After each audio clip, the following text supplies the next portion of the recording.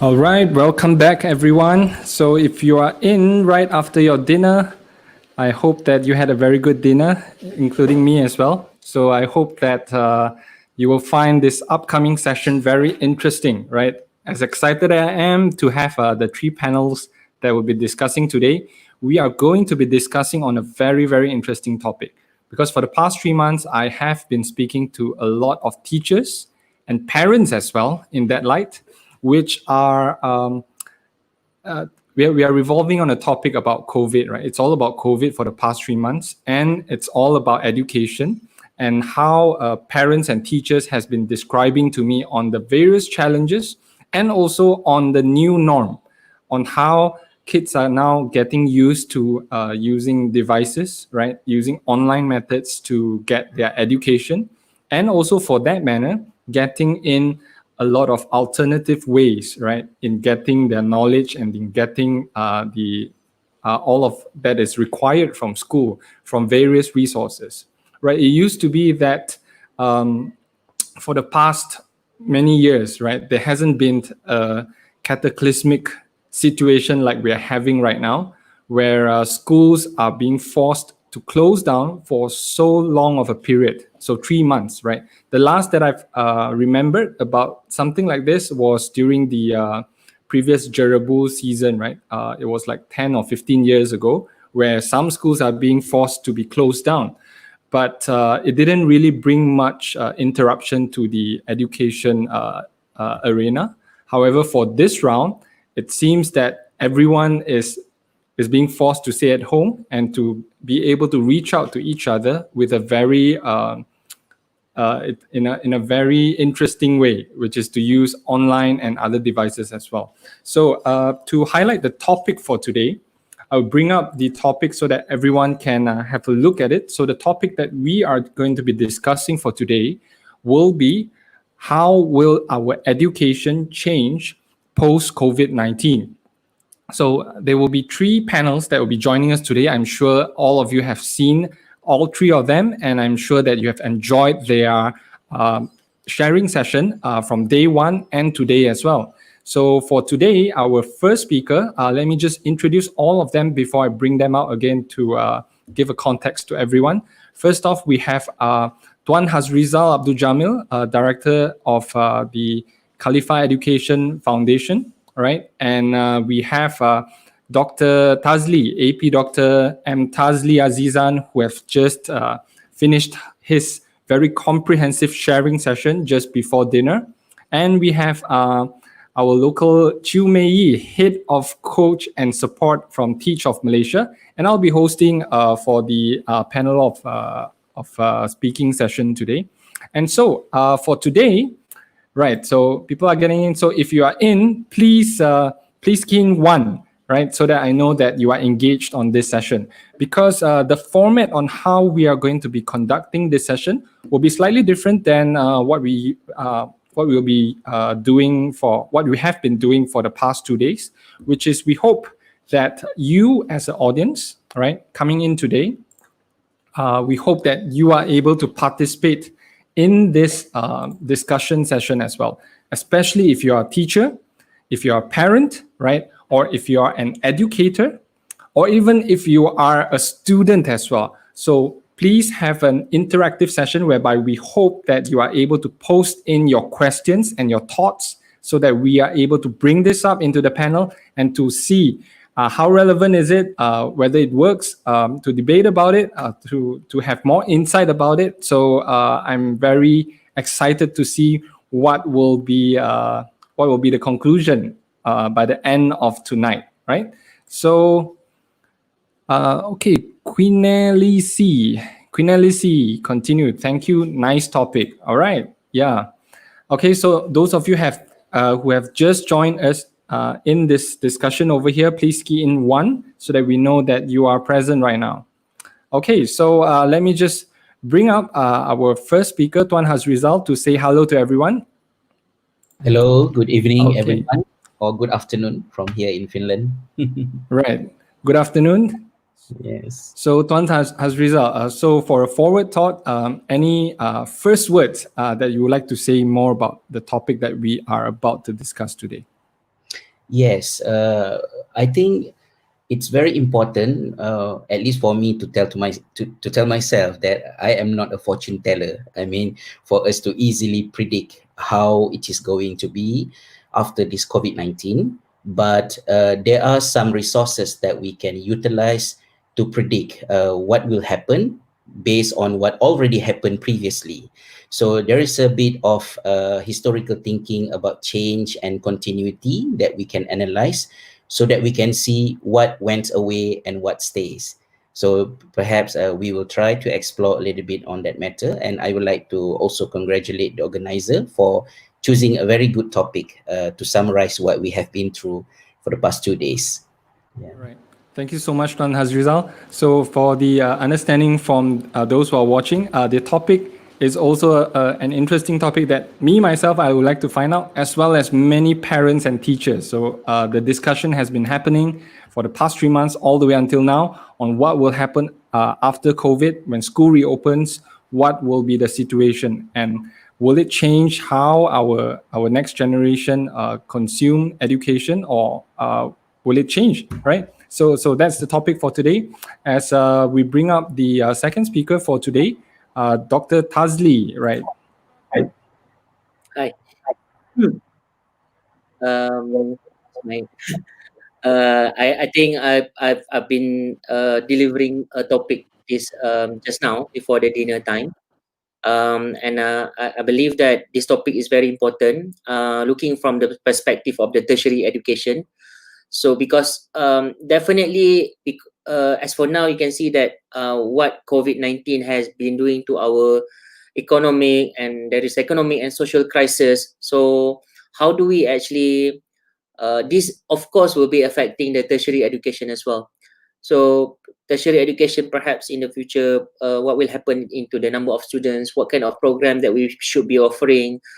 And then you can see that there are now, like, many of people are unemployed, right? So those are the things that are affecting as well the tertiary education per se. Yeah.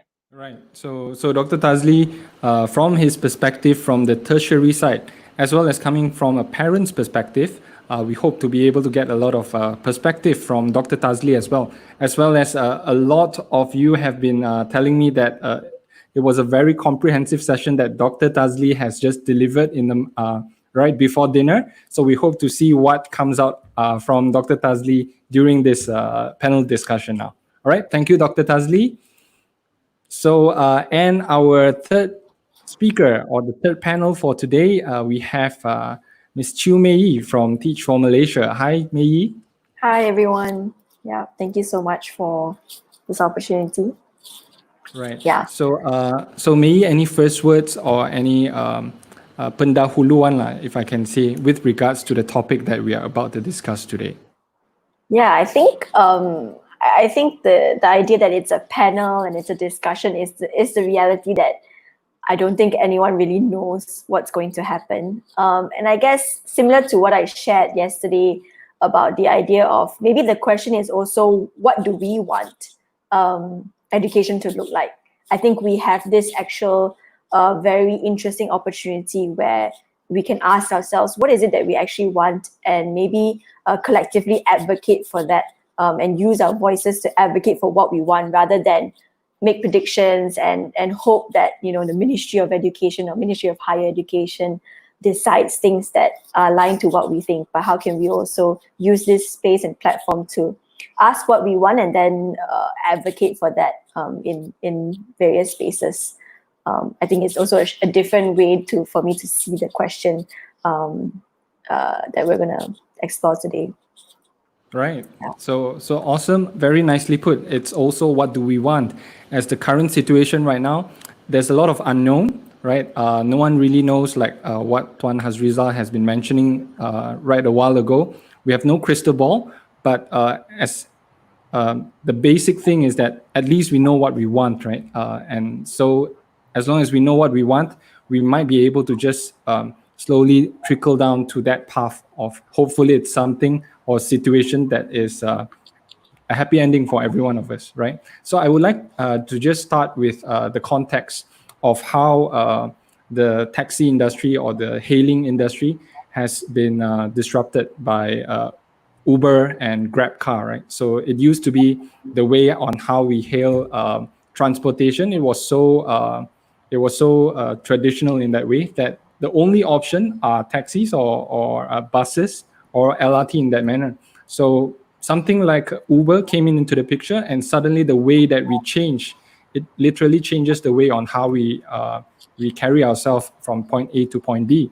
So at the start of the phase, even for myself as well, we were quite skeptic on whether if this will work, but slowly it became sort of like a lifestyle, and it became sort of like the new norm on how we travel upon this. So I would like to use that context and to bring it over from education, with COVID being the new disruptor of education, right?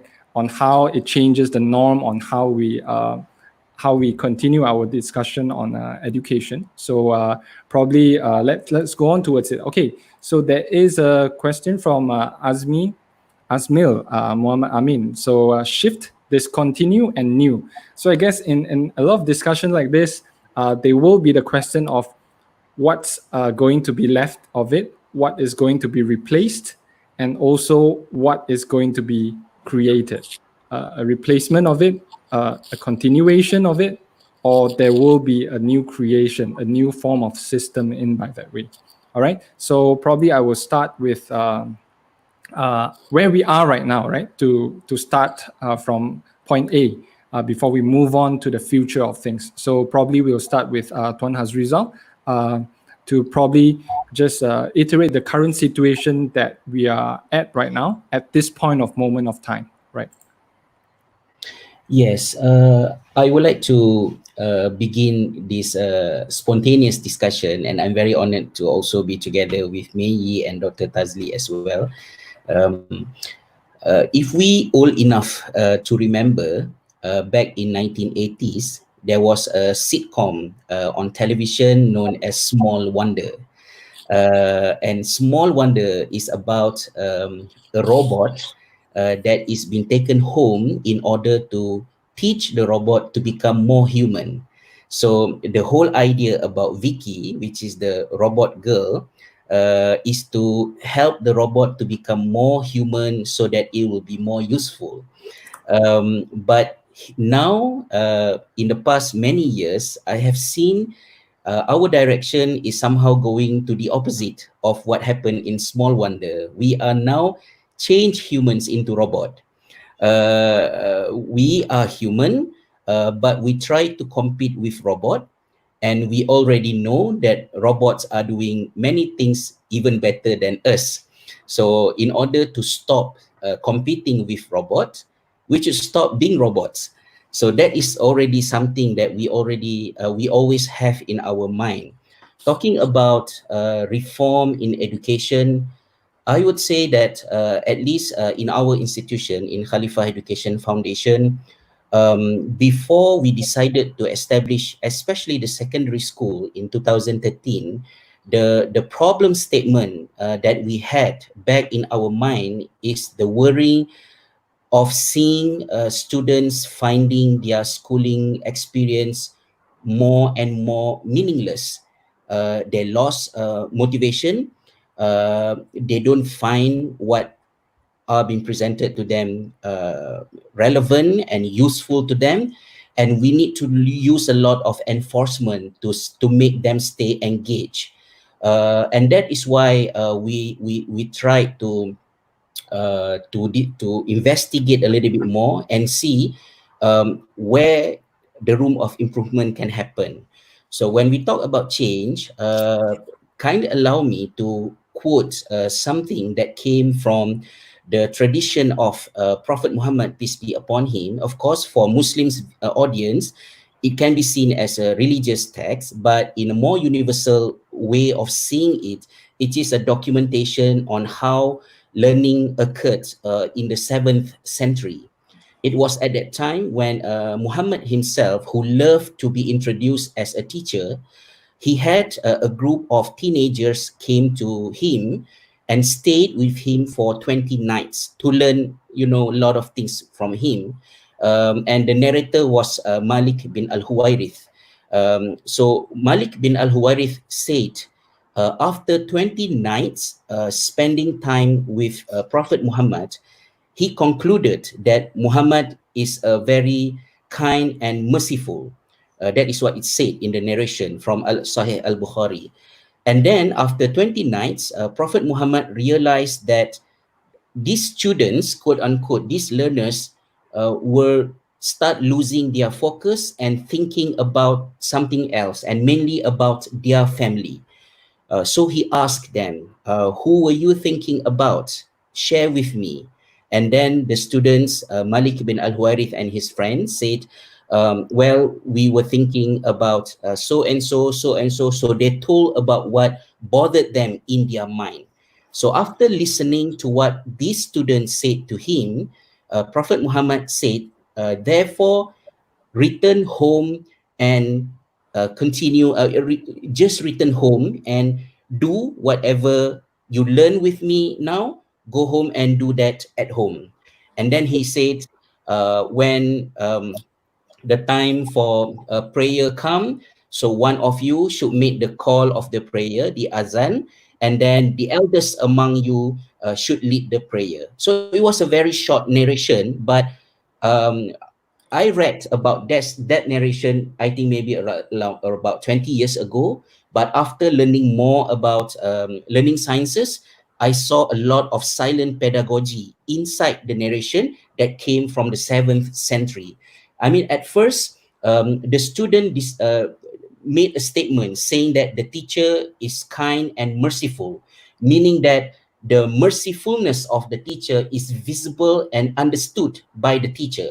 You know, sometimes we claim that we actually love our students, but in a way that our students do not understand, or even understood it wrongly, or understood the opposite way. That is the first thing. And then the second thing, it was something interesting when the teacher, Prophet Muhammad, paid enough attention to identify that the students lost their focus. And then he had the courage to ask about it. What bothered you? So when he asked what bothered you, we see from the narration how there was a strong trust between the teacher and the students, for the students to share their personal struggle. They say, okay, we were thinking about so and so. So when the students were talking about their emotional struggle at that time, Muhammad as a teacher did not belittle the students. Oh, how are you going to become leader in the future after 20 nights not seeing your family? Now you come on, chin up, man up. You know, there's nothing like that. The struggle that the students have thinking about their family, and we should understand that these students are not small kids, because the actual term that being used in the Arabic text of the narration is shababah mutaqaribun, meaning that they are teenagers. They are youth, maybe like Dr. Tazli's students at the university. So when they were thinking about the family, the teacher acknowledged about the emotional struggle. And what did he do? He did not force them to be more patient and to finish whatever left in the curriculum. He said, okay, since you are already no longer here because you are thinking about your family, there is no point for us to continue with this setting. So please go home and demonstrate what you learned with me all these past 20 days. But Muhammad gave some guidance to the students. When you go home, who should call the prayer, and what is the guideline for the one who is going to lead the prayer. So there is an empowerment. He gave responsibility for the student to take charge of their learning. So this is one quick example. I hope I'm not taking too much time. I want to listen more from other panels even more. But my point is, in the 7th century, it has been understood from this narration that um, learning or education is built upon relationship.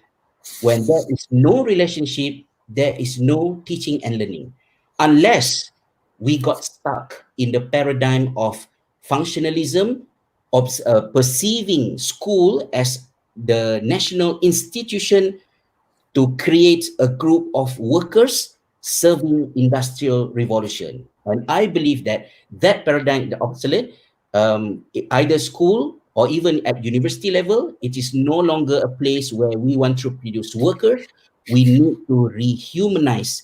And therefore, talking about change, it is not something new for us. Even before COVID-19, we were already engaged in a lot of discussion around this topic, because we believe that we need to change. And now it is no longer an option. Everyone need to come on board and be together to make the change happen. So that will be my first response to the question that you said just now. Thank you. Okay, so in that end, from Tuan Hazrizal has just mentioned in terms of the relationship, right? The foundation the foundation of education is all based upon relationship between two parties, teachers and the student, or if we may add in the third party, which are coming from the parents as well, right? So just to highlight also on that end, probably Mei could actually rope in on what Tuan has actually just mentioned with regards to relationship. Yeah, I think totally agree with you. And that was sort of a key message of my sharing yesterday. And I think to start, sometimes we know that principle and we say, oh, where do we start, right? There's so many things we might need to change to start. And, people would argue which is the chicken and which is the egg. But I think somewhere to start is actually in our assessment, right? I think at the end of the day, a lot of times the process of learning and teaching is governed by the assessment that is placed at the end. So if we know that, okay, there's this exam, in this exam, there's going to be this content, these kind of questions, then therefore our system is governed. Teachers are saying, okay, I want my students to do well, right? All very good intentions. So I say I want my students to do well, get A's or B's, and therefore what do I need to do? I need to teach them to ensure they have the content, they know how to answer the questions. And until we have the courage to really change the assessment methods, I think that we will always be caught with this, I want to do fun learning or holistic education, but my students need to pass the exam, or my students need to make sure they know how to answer the exam. And I think it's always that constant struggle. And until we dismantle this idea that assessments are such and such, I think our learning approach is not going to move much. So I think that is in terms of a shift, I think that's probably the first shift we really need to look at. And of course, everyone I think is anticipating with regards to PT3, UPSR being cancelled. I think the ministry has alluded to there are different ways to assess, and I'm very hopeful about that. And I really hope that we come to a point of understanding, truly shifting the way we see assessment, the purpose of assessment, and from there, then hopefully the learning process will change as well. So I think that's probably the first shift that we need to look at to get closer and closer to this idea of relationship building. And I think because teachers at the end of the day, I think they want to do that. They want to spend that time building relationship, doing activities that are fun. But I think they're always caught into this idea of like, oh, I need to cover the syllabus. Oh, I need to, make sure that my students are getting the content that they need. And so I think that's just maybe my idea of where we might start to look into to shift. I think the second thought, and I think what you shared, Tuan Hanifah as well, is very on point, is really shifting our perspective of where does learning take place. I think you also shared in your sharing yesterday about the ideas of schools in Finland. And I think we are so stuck with the school building being the place of learning, the image of the school, the infrastructure, and that anything outside of that is not learning. But in the kind of context we're in right now, learning is accessible anywhere, and learning can actually take place anywhere. I think you're right to that point of like how can we make schools more relevant to the world outside, and how can we bridge that gap between schools and the world as a place of learning, and how can we just facilitate that integration between the two more. So integrating the geographical location of where we learn, and also integrating technology into that. I think those are the two places I hope we would start at, first with the assessment, and once the assessment is shifted, then I think that's when we can start to think about shifting the process of learning. Is my thoughts. I guess from that end, you see, it used to be that following through the syllabus towards the entire semester till year end, that was like the staple. So it was totally unthinkable that any subject or any syllabus can be stripped away or to be minimalized in a way that to suit the current situation. So never has this been done before that we start to think, right, that is this really necessary? What's more important in the education that we are currently having? So I guess that sparks the question as well in terms of what is necessary, what is not necessary, right? And for that term, what is to be continued and what is to be probably changed or replaced in that end, right? So probably Dr. Tazli, coming from the tertiary end, probably you can add in a few thoughts from that angle, and also what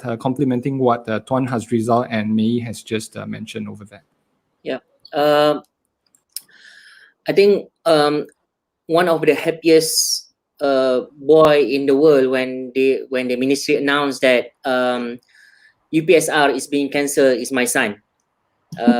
He has been waiting for I think his prayer being answered actually, because he was not very ready to actually to have the UPSR this year, because he said I don't want what's the point of taking UPSR. He's always complaining with me, what's the point of taking UPSR, and why is the point of having this kind of examination? I'm still going to my form 1, all those kind of things.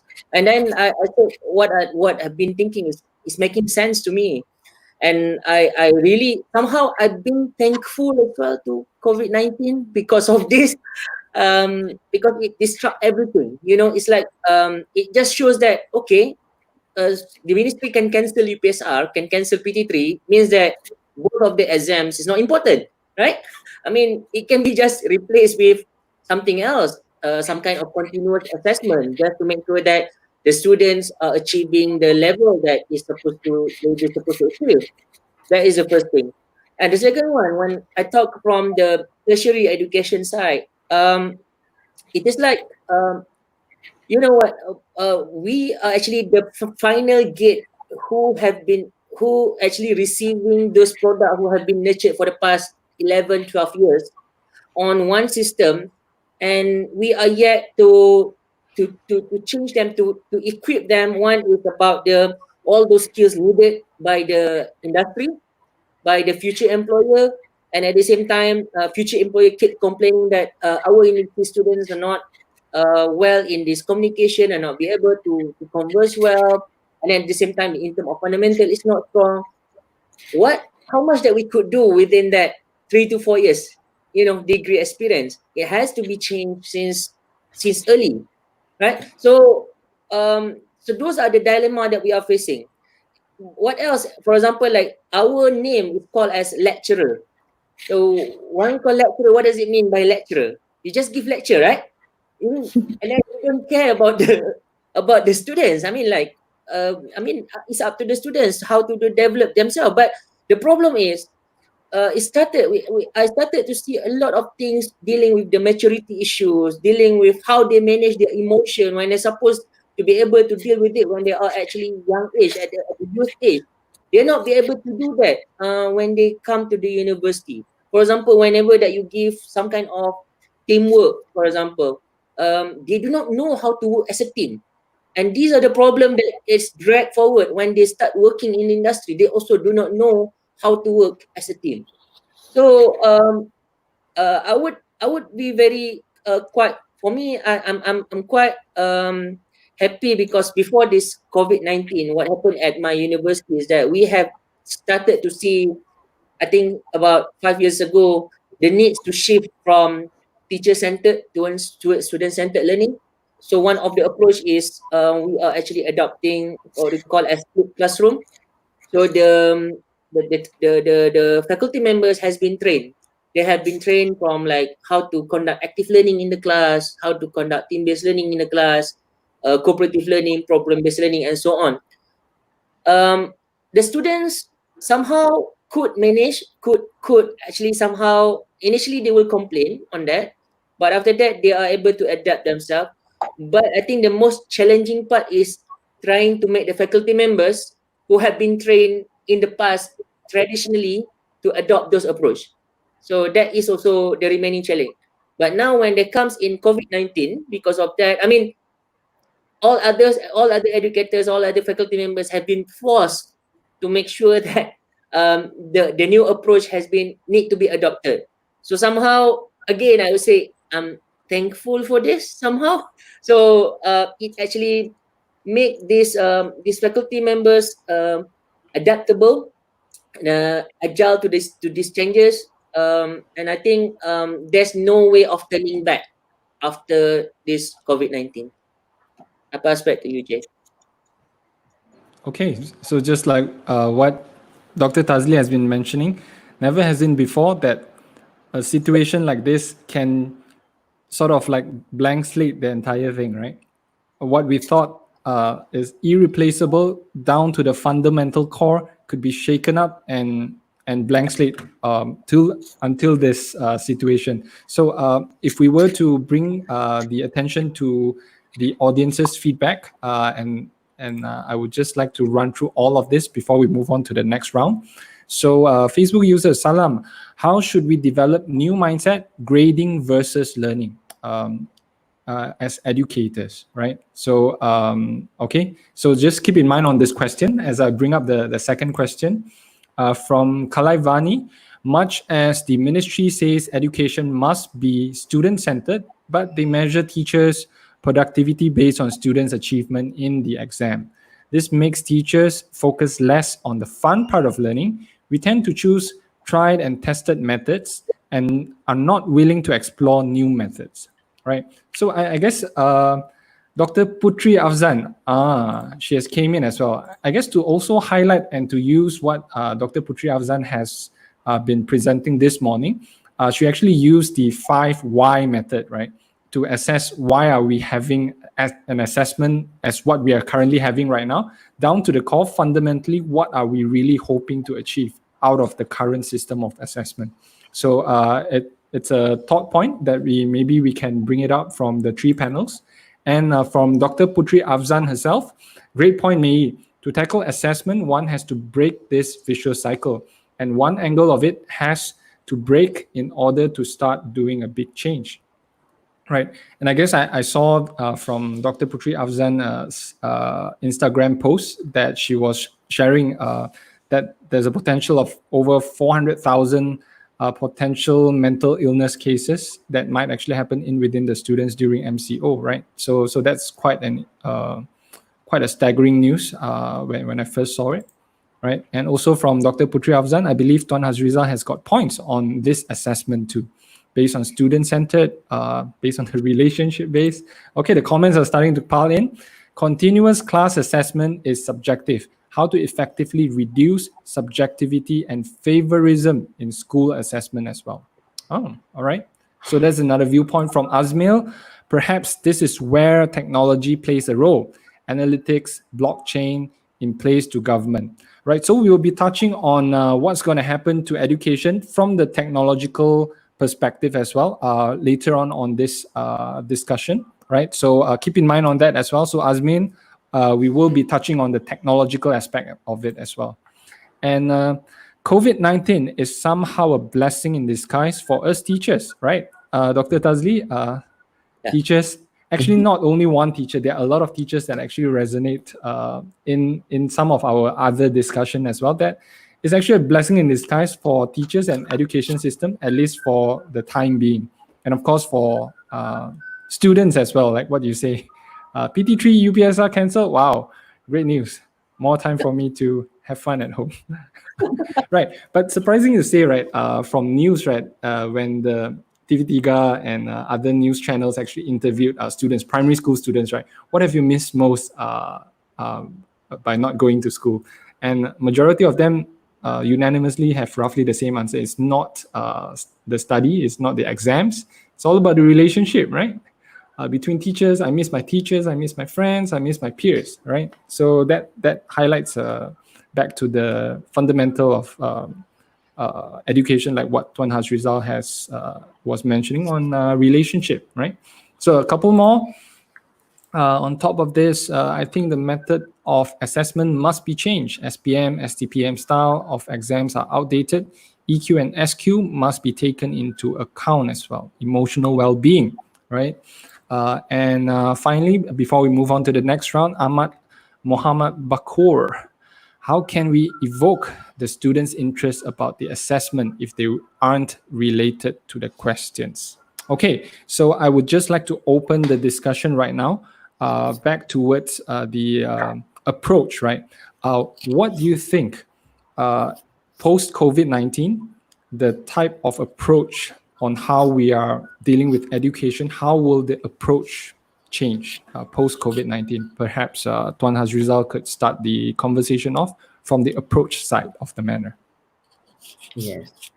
Frankly, I am a little bit nervous talking about this topic because we understand how systemic the thing is. It's not easy for us to change one thing while it is interconnected with so many other factors in the system. And that is why I frankly really hope that it's the policymakers who are listening to our conversation and to seriously take into account about everything. I also personally choose to wear just a very casual a t-shirt because the connotation is to break down and to destroy all the bureaucracy and formalities because those are not serving learning by any means. You know, that is the first thing. Right. To take some small examples from where we are now here in Finland, our SPM in Malaysia is equivalent to finishing grade 9 in comprehensive school in Finland. But those who are taking finishing grade 9 is at the age of 15 or 16. So they're like PT3. So the entire schooling experience is a little bit shorter from what we have in Malaysia. So how Finland is dealing with grade 9 students graduating from comprehensive school?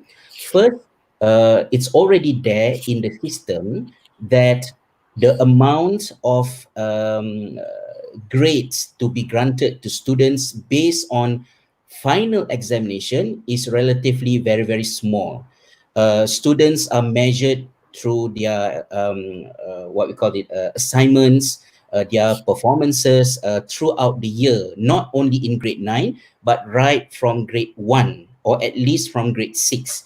Meaning that in the situation of COVID-19 in Finland, where students are unable to have the proper kind of assessment at schools, the government decided that we should not force too much to pay attention too much on this matter. Just look at the entire performance of the students from past previous years, then there is where we should decide about the students' grade. And this grade matters because the students need to use this grade to apply for high schools or the pre-university program. So my point is, whenever we talk about changes in education, there's always this one thing very untouchable, and that is the examination. You know, in primary school, it's easier for us to introduce different type of school, different way of teaching and learning. But when it comes to secondary school, we all got stuck with examination. Okay, we can bring fun, we can bring technology, but at the end, are my students ready for this examination? So I am really, I'm fully agreed with one of our audience just now highlighted, that the way SPM and STPM and our examination are being accessed or conducted is outdated. You can imagine before COVID-19 how, for example, some students, they perform very well throughout the year, but let's say like 2 weeks or a month before SPM, they had a mental breakdown, they had problem, or even caught into fever and etc. And because of that, they cannot perform well during the examination, the high stake examination. And at the end, when they got the result did not tell the actual potential the students have. So there's already injustice of doing that kind of examination. You know, it's only about assessing how the students strong enough to recall information at last minute. And more importantly, the injustice is not only for students who are sick towards the examination, but even to the excellent student. Because when you have this outdated kind of assessment, students got straight A's and they got false impression about their own ability. And then when they go to the university, suddenly they realize they are not as smart as they think about themselves.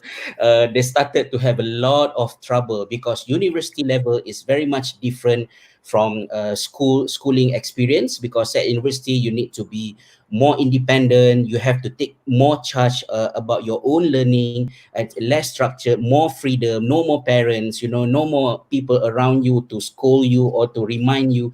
So you need to be very good in self-regulation, and many students cannot survive in that matter.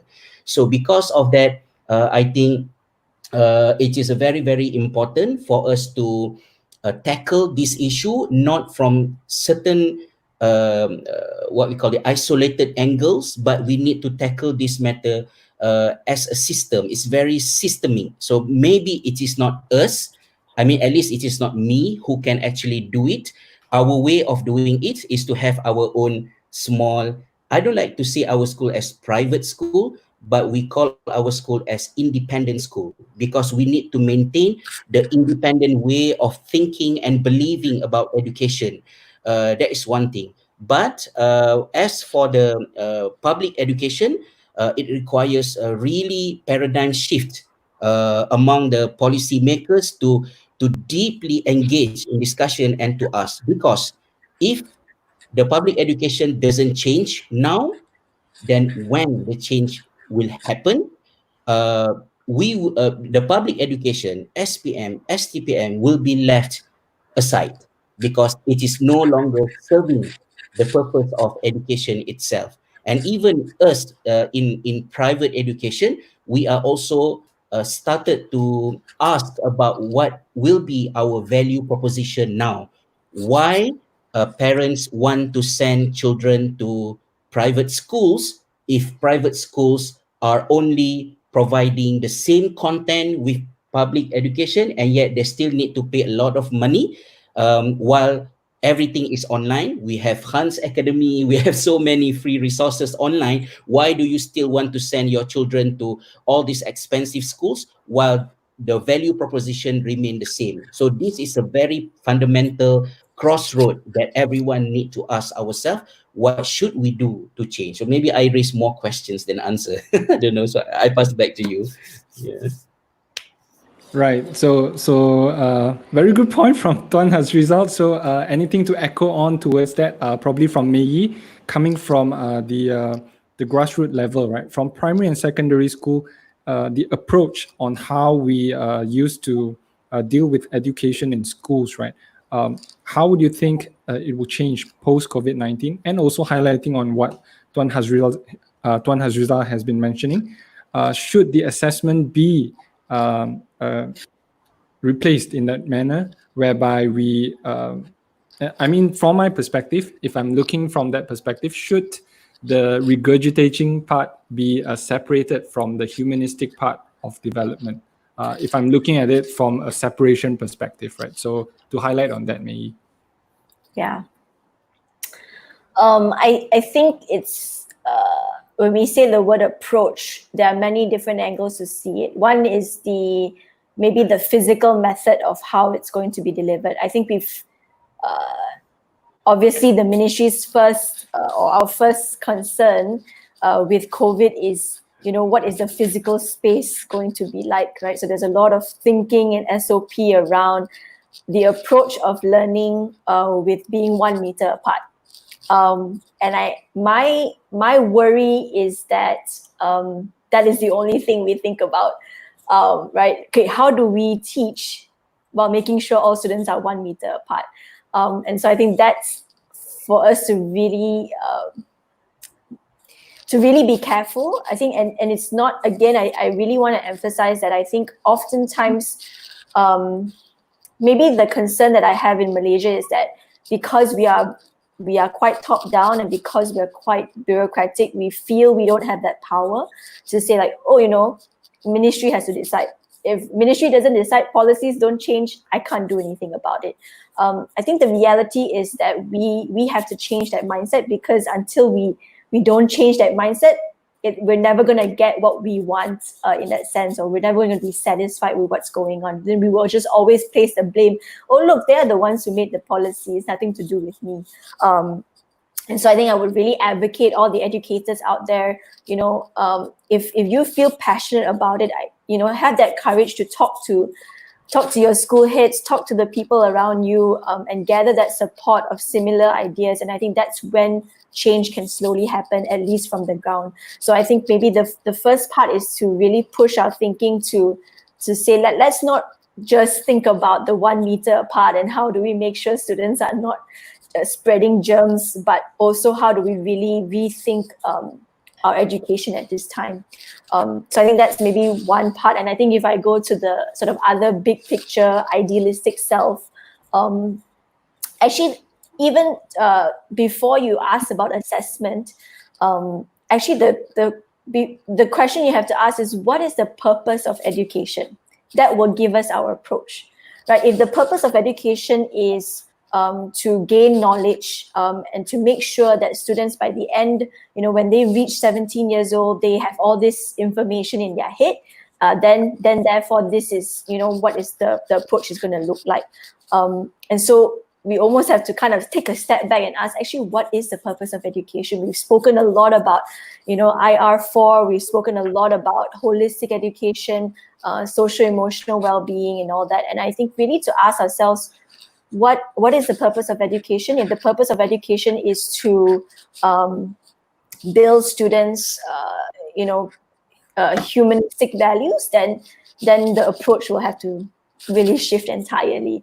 So I think my desire and my hope is at least some way to start. And I think sometimes we're caught up with, because we're so far from that, we almost feel like, that it's going to take it will take an overhaul, and sometimes that overhaul is very difficult to make. But I would say maybe somewhere to start and somewhere simple is to look into the social emotional well-being side of things.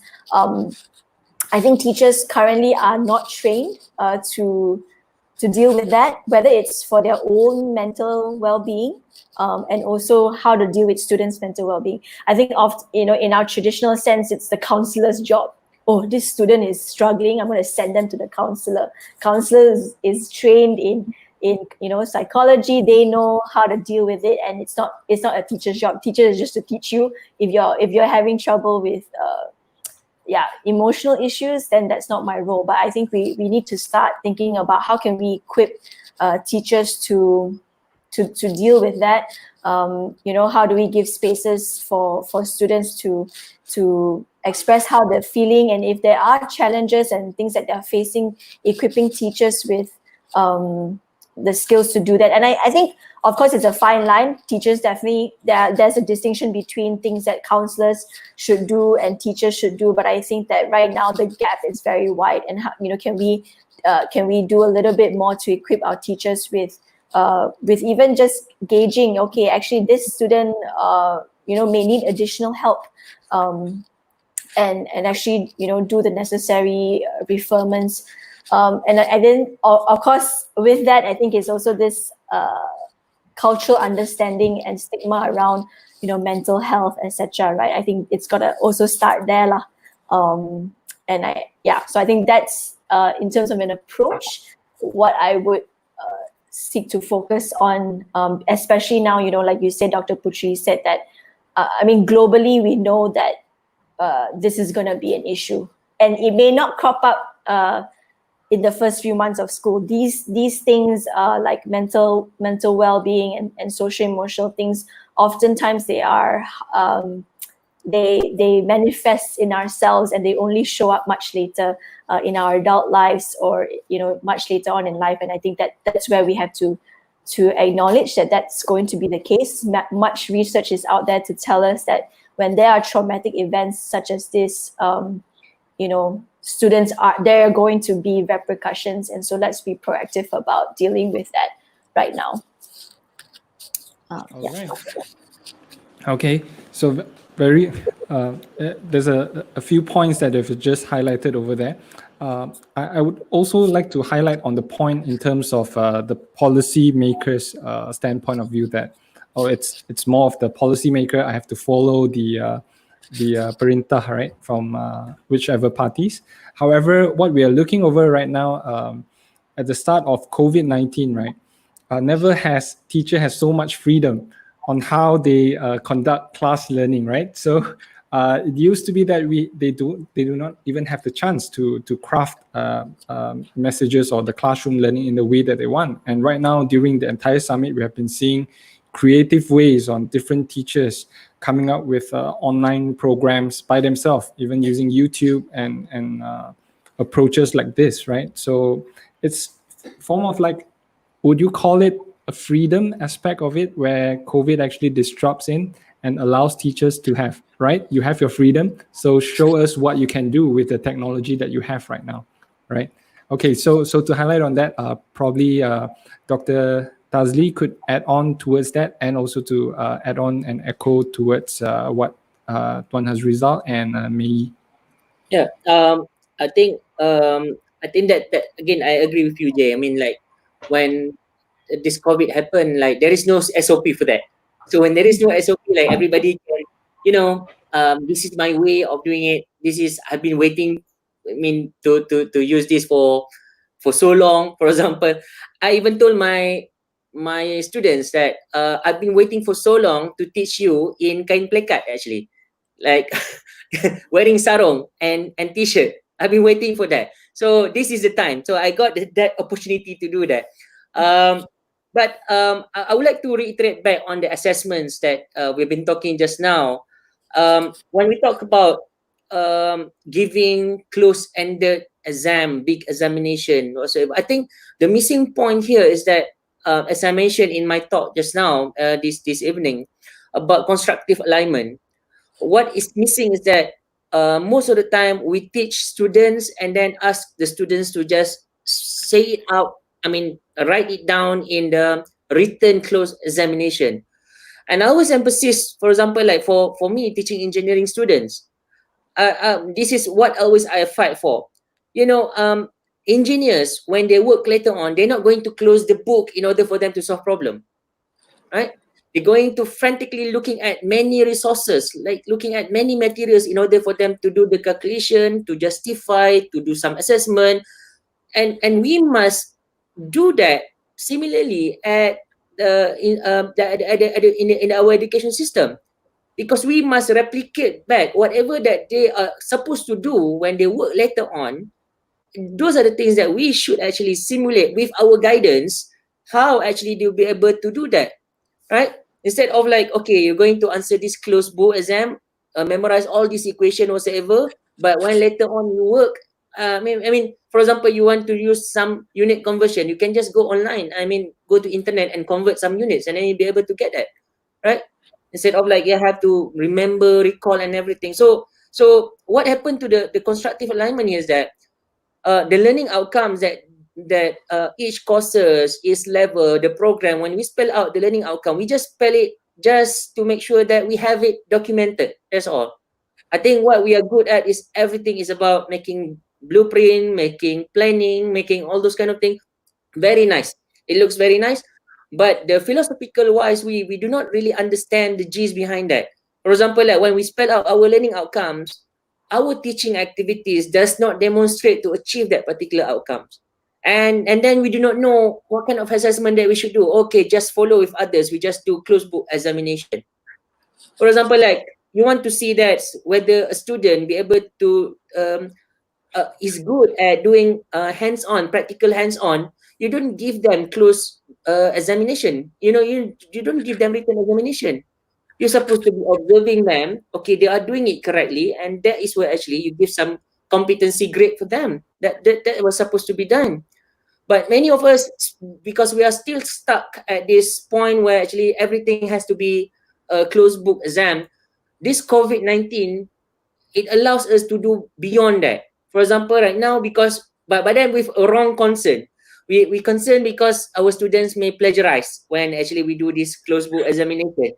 So we start to look at, okay, let's do some kind of open-ended examination, with a much complex question. But the challenge for us, we never been trained how to develop complex question.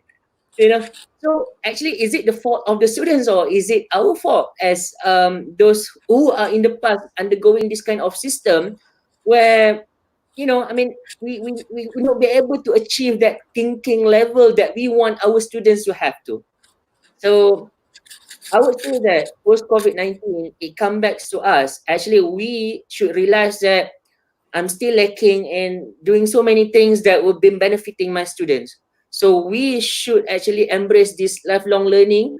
We are the one who's supposed to train ourselves to become better, make ourselves become better, so that we can become a better educator for our children, for our students. So those are the, I think, main essence to us.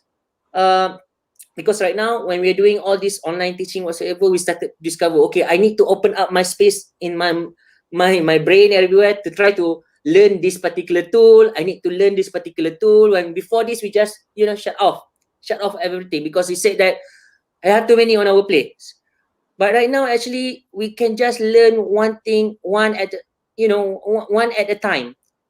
As I mentioned earlier, tools, for example, like you want to use certain tools for your teaching, you don't have to be overwhelmed with so many tools. Of course, there are many tools out there that you can use, but pick one, explore, and try to do what best you can do from that particular tool. I mean, that is sufficient. Don't just be deceived by others who say that, okay, I have been using 10 to 15 tools. It's okay. You don't have to worry to not to learning too many tools, but make sure that whatever tools that you learn is going to the core, and then make sure that pedagogically the students are learning correctly by using that tool. I think that is the most important part. Tools will not be able to help us if we are not competent in terms of pedagogy. So pass back to you, Jay. Okay, so to also highlight on Dr. Tazli, for the past 2 days, we have been having this conversation that there's no one perfect way to teach, right? I think it's been highlighted by a lot of speakers out there that you should really find the best method, that approach that suits your students' needs.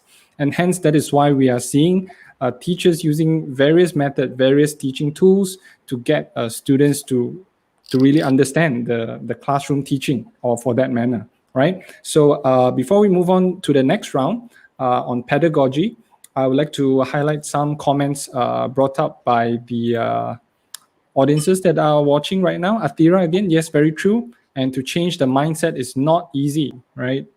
From there, Aziz Rajab, we are people of results. This should change for the betterment of education. Just do your job sincerely with integrity, act as professionals, and God do the rest. Inshallah, educators should have shared mission and vision with the nation aspiration. Just an opinion. All right. So going through to what teachers know best, right? Let's look at other comments that we have over here. Okay, let's see. All right, from Ahmad Muhammad Bakur. As you know, the body language reveals the inner feeling of the students, but when they are far, that means the teacher will be confused a bit to know if the students are going to answer. All right. So, and going on to Kalaivani again, this is also why online teaching is difficult, right? So the question also wanted to highlight to the panel as well. Is it difficult, or is it that there are too many choices and there are too many alternatives out there that you don't know which to choose? It's like a kid going to a toy store, right? Which toy should I choose? And becomes a very difficult choice. Right. And then Dr. Putri Afzan agree, and I am still trying to understand why this is happening. I guess it's back to the discussion earlier on the type of assessment that we are using. The situation we are in now is definitely pushing educators to be more creative, to engage with learners, right? Engaging with learners on different methods. We probably will highlight on the pedagogy right now, just to take note. And I'm still trying to explore more technologies. The summit has by far shown me some ways that I never knew I can use. Awesome. So we talk about the divide in ways on how teachers and educators are using to engage students. And we also are talking about the unifying of the community of teachers, which comes together for the very first time, that teachers are actually trying to share resources, videos, syllabus, exercises, right? So there's a divide element and there's a unifying element as well, right? So from Nadra Harith, most in-service teachers are trained with educational psychology. Empathizing with students' learning needs is one of the practice of the skills. Perhaps the role of counselors have also shifted during post-COVID-19, guiding teachers and parents in terms of addressing students' EQ and SQ, right? Probably we can highlight on that approach as well on the pedagogy side. Aziz Rajab, as professional, we should know and understand what do I guess. All right. So Kalaivani, Dr. Tazli, you are so on point. Right. Dr. Putri Afzan, yes, I can see that we have trust issues in our culture, hence why we are still stuck with textbooks and exam. All right. So by the way, for those who are watching right now, this discussion is not something affirmative, right? It's just a discussion amongst ourselves, not pinpointing to anyone. It's just a discussion so that we can have a better outcome to see the potential on what COVID-19 can bring to the changes in education, right? So I guess all of us want the best for our kids, right? That is the core foundation on we educators and what parents would want. And to really highlight on the different approaches that we have right now would be one of the way. And one of the way is to really highlight it and have a panel discussion on it, right? So thank you so much, Dr. Tazli. Okay, maybe two more before I move on to the next round. Fred Taxonomy Gagpo. Dr. Tazli, that is true. It's not about the number of tools used, but rather about the effective use any tool available to you. Thanks. All right. And final one of it, we want our students to have critical thinking skills, but the way we assess them is still very old-fashioned. Only the answer is correct and others are wrong. Our learning outcomes that we want are not being reflected in the way we do the assessment. Okay, right. So right now, let's move on to the second level or the second round of the discussion, which is on the pedagogy approach. So let's start with Tuan Hazrizal. In terms of the pedagogy of how educators has been performing education in schools, especially in Malaysia, how would you think the pedagogy of education would shift post-COVID-19? Thoughts by your side? Yes.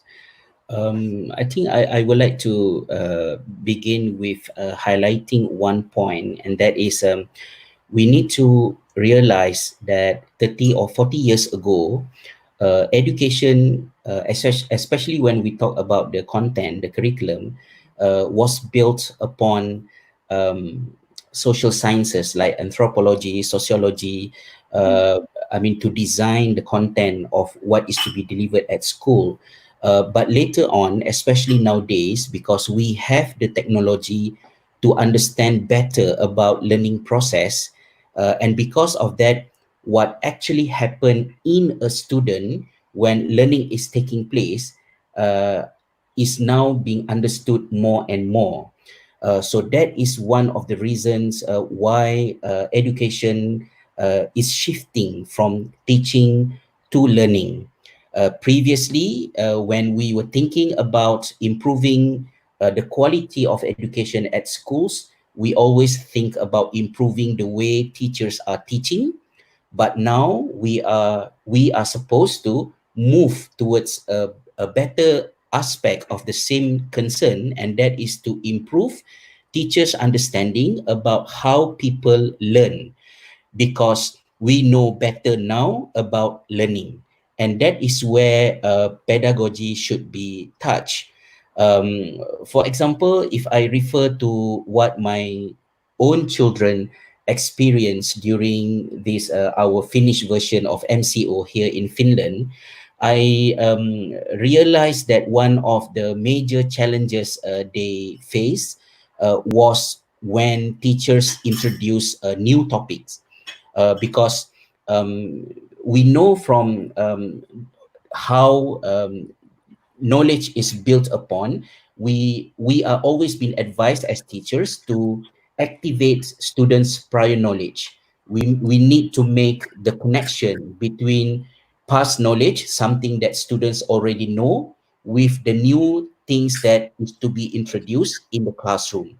So without having teachers face to face, my children from the age of 10 up to 18 had almost a similar challenge, because when I discussed with them, that is what they raised up. They felt very difficult to deal with this aspect.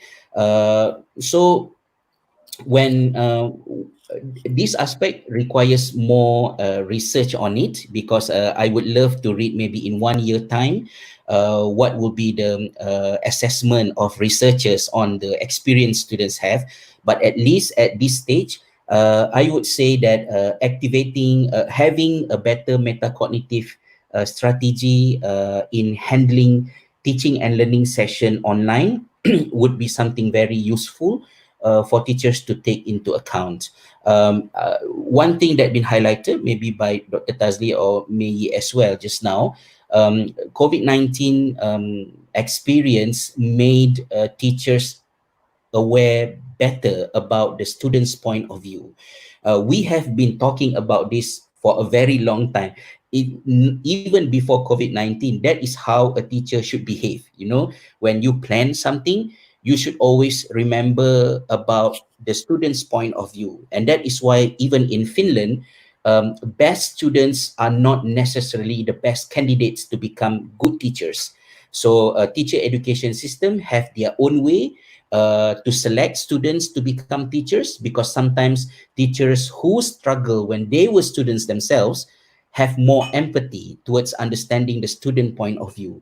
So now when students disappeared, missing in action, it should already tell us something. It means that before COVID-19, the relationship between students and their learning, students with schooling, student with classroom, student with even the teachers, were not that strong. But we control everything with our space, the way we shape the space, meaning that we have classroom with all these walls, because the history of walls for schools is meant to control a bunch of children so that they will focus on this thing that teachers are deliver.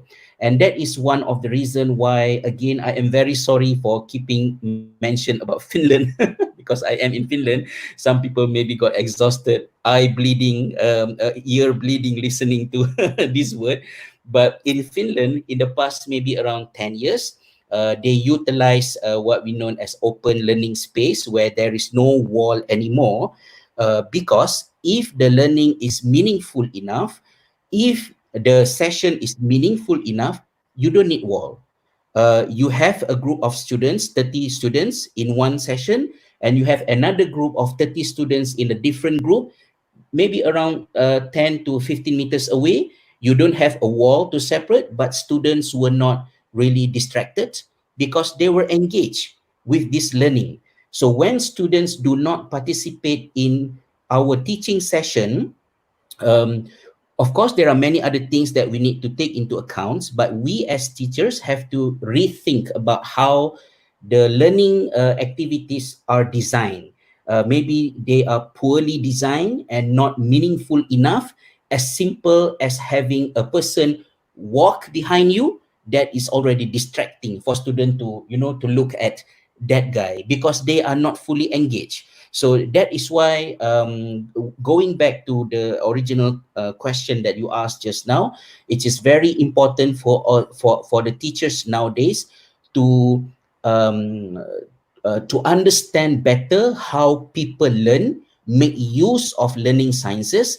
In our school, in Khalifah Model School Primary and Secondary, somehow I don't make it compulsory, but I enforce the teacher to read the book How People Learn, and it is freely to download, because a good teacher is a teacher who understands how children learn, how people learn. So you improve your teaching by knowing better how children are learning, and not simply improving the way we teach. Because when we teach, that does not mean learning is happening in the classroom, because teaching and learning are two separate things. You can teach, but you cannot ensure that learning is taking place.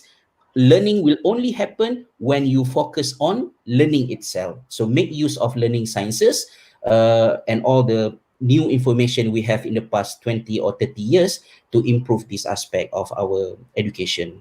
Yeah. All right. So probably Tuan can highlight the link for that book, how people learn, right? Probably you can share with us. Probably we'll add on in the comment section below. Sure. Okay. So from Mei, anything to highlight from the pedagogy approach on what you have witnessed, and how would you think the approach would evolve post COVID-19? Thoughts? Yeah.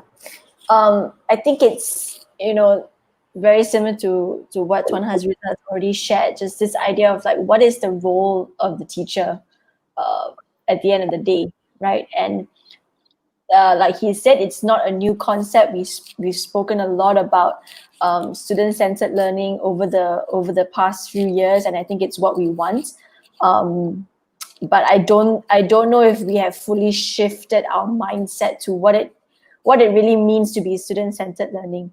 Sometimes we walk into classrooms and student-centered learning is the fact that the students are in a group of 4 facing each other. Oh, that is student-centered learning because they are now facing each other and they can talk to each other easily, right? I think that's when we've lost sight of what we truly mean by student-centered learning. To Tuan Harizal's point, student-centered learning at the core of it is putting the student in the center, right? Which means, to the sharing that I had yesterday is, do we, number one, really understand who our students are? Do we take time to understand who our students are? We know from many, many, many decades, Maslow's hierarchy of needs, every educator knows that the student has to feel safe in your classroom in order for them to access the learning. Right? We know so much about the brain and how only when I feel safe in this space will I be able to access the prefrontal lobe where learning is taking place. But how are we actually creating that space where I understand my students and I know that what I'm doing is creating a safe space for students? I think that is that sort of first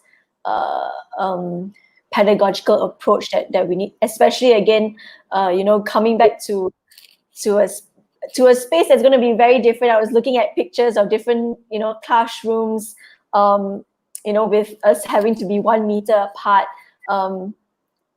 It's going to be a huge shift for students, and of course the ones that are coming back are older students, but even for them, this idea of this is a very different environment, and maybe actually having real fears of what if I get the disease and I bring it home to my family and parents, like that's, you don't feel safe. You'd be worried, even now actually sometimes when I go and eat at a restaurant, overthink like, oh yo, the waitress touched the fork. Now I'm going to eat. Am I going to get the virus?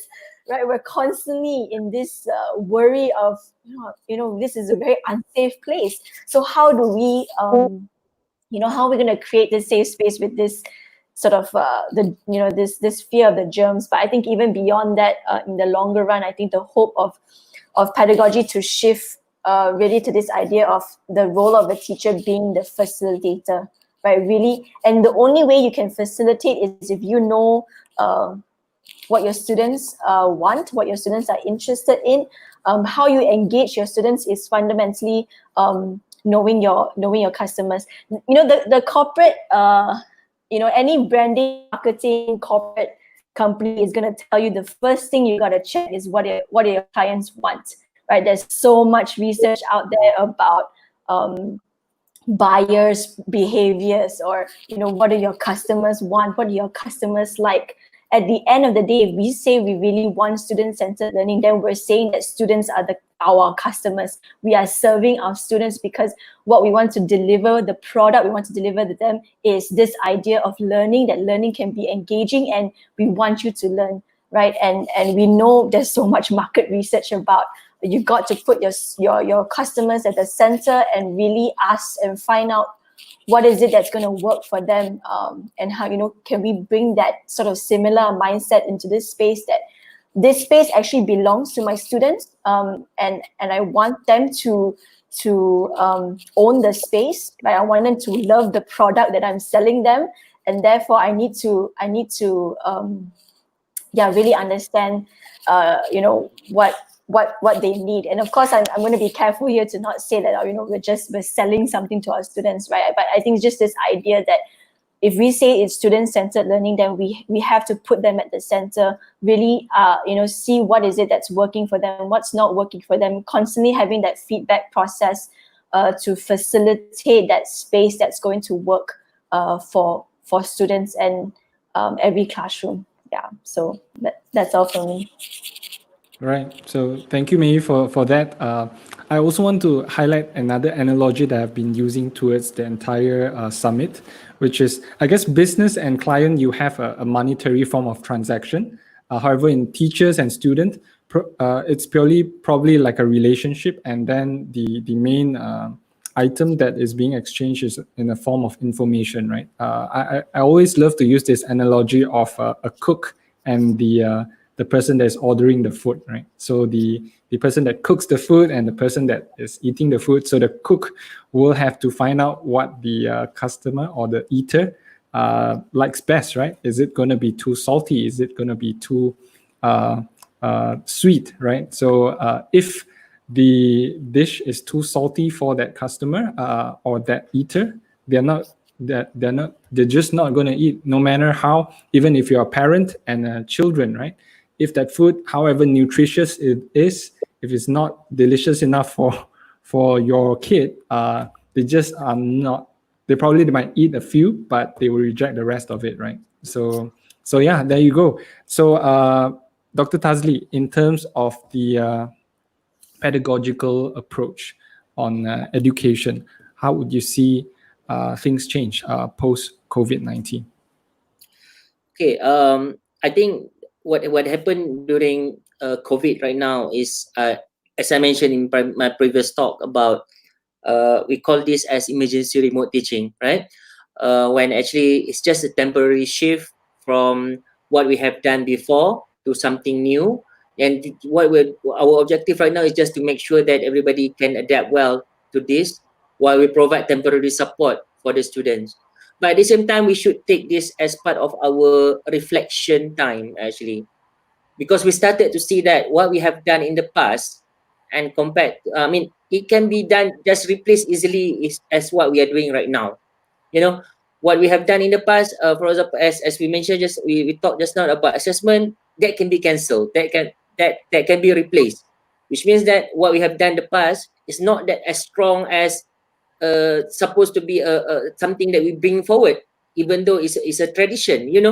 So what I wanted to highlight here is that in the future, what should be all the educators be doing is more towards evidence-based practice.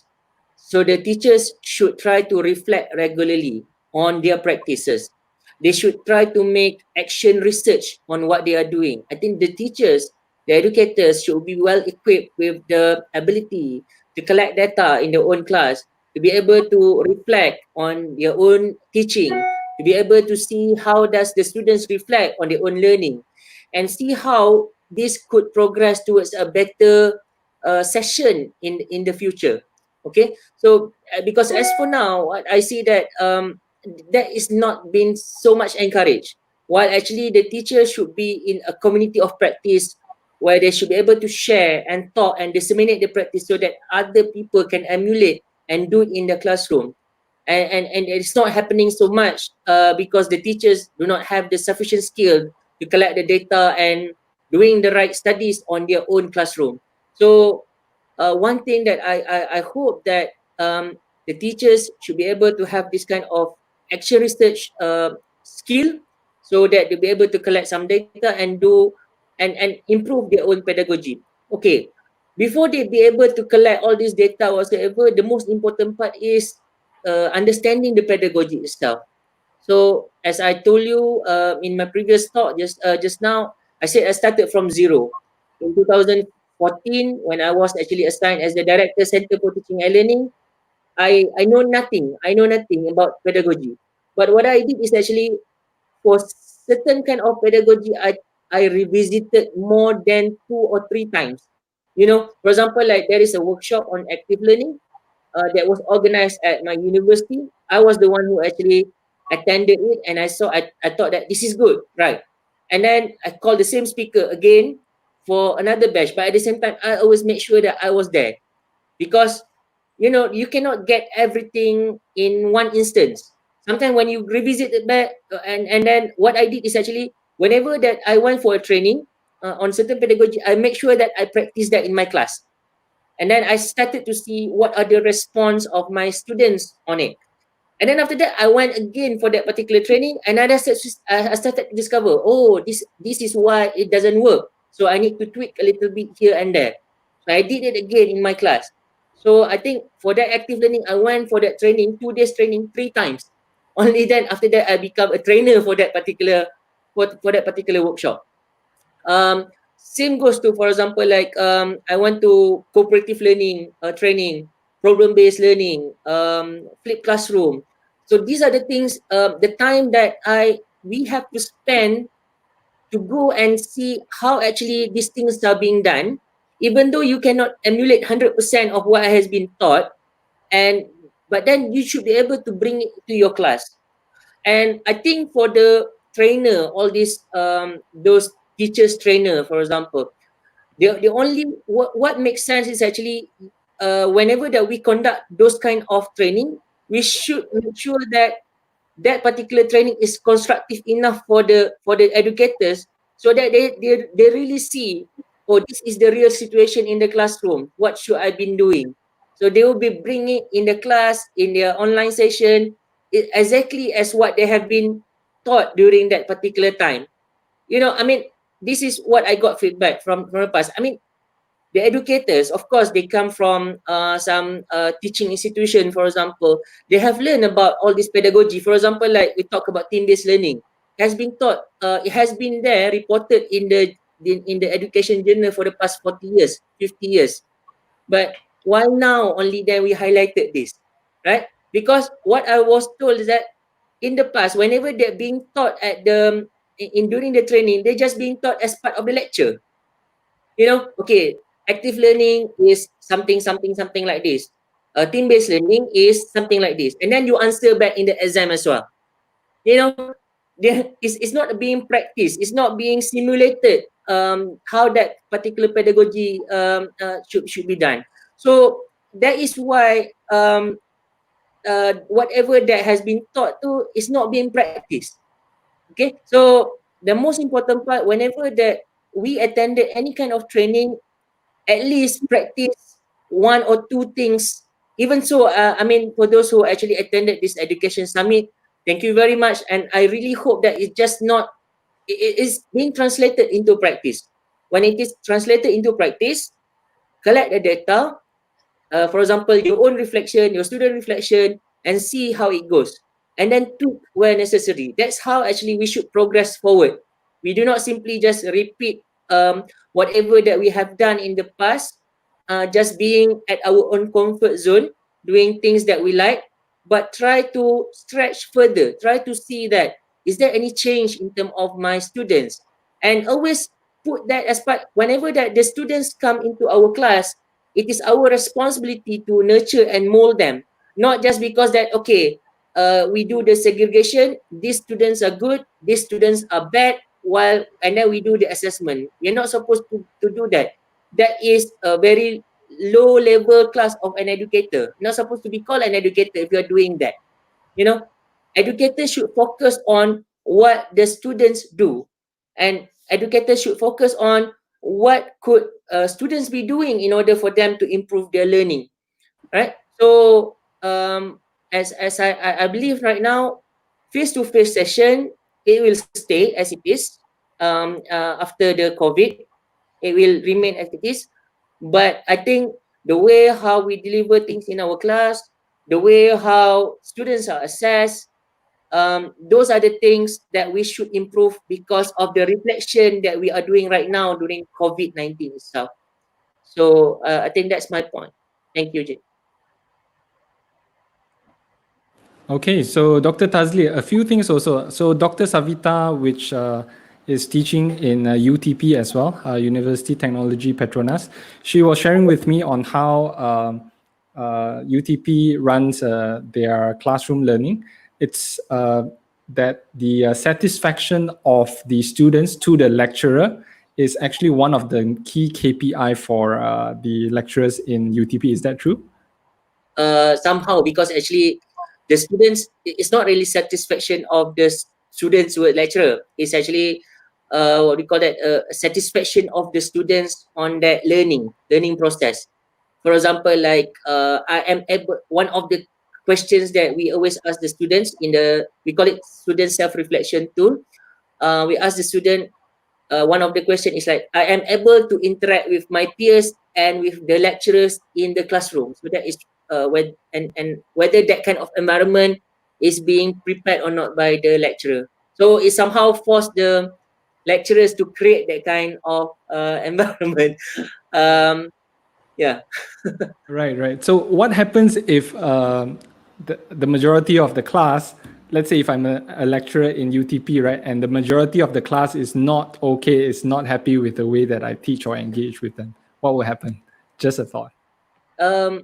It's actually, it depends on the, I think it depends on for example, if it's not crucial, I mean, it's okay because sometimes first year student especially, I have this problem in my past semester.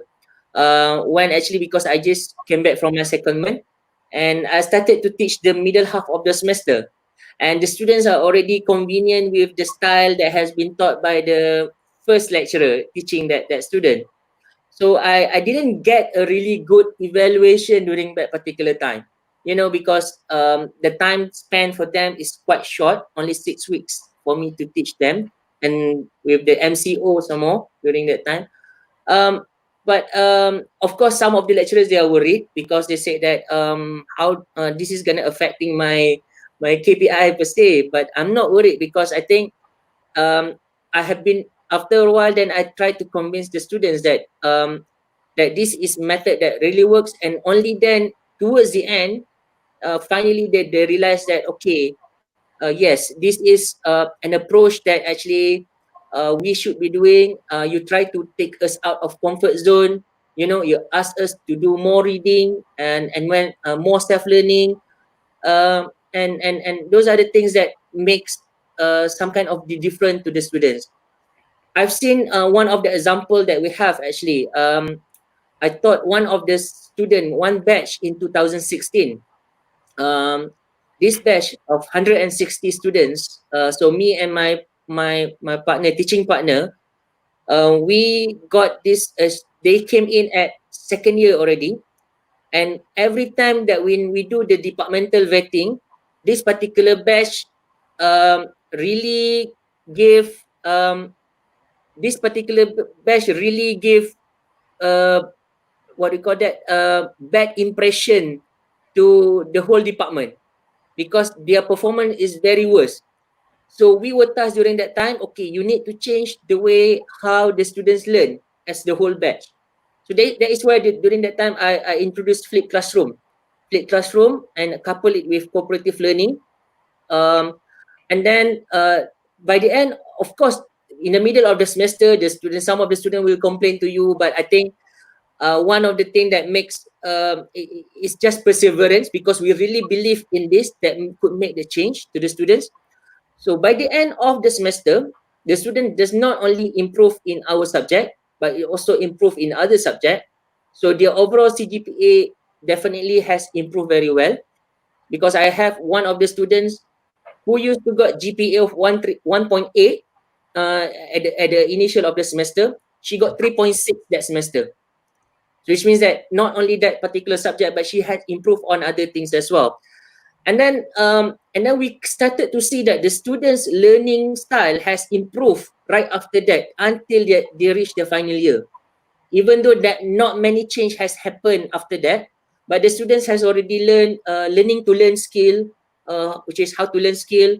The students has already for them, when I made some kind of interview with them, I asked them, how do you find that when interacting with your friends who are not your friend? I mean, like, they said that before this, they find it awkward to ask somebody who are not in their circle about certain things that they do not understand about the subject.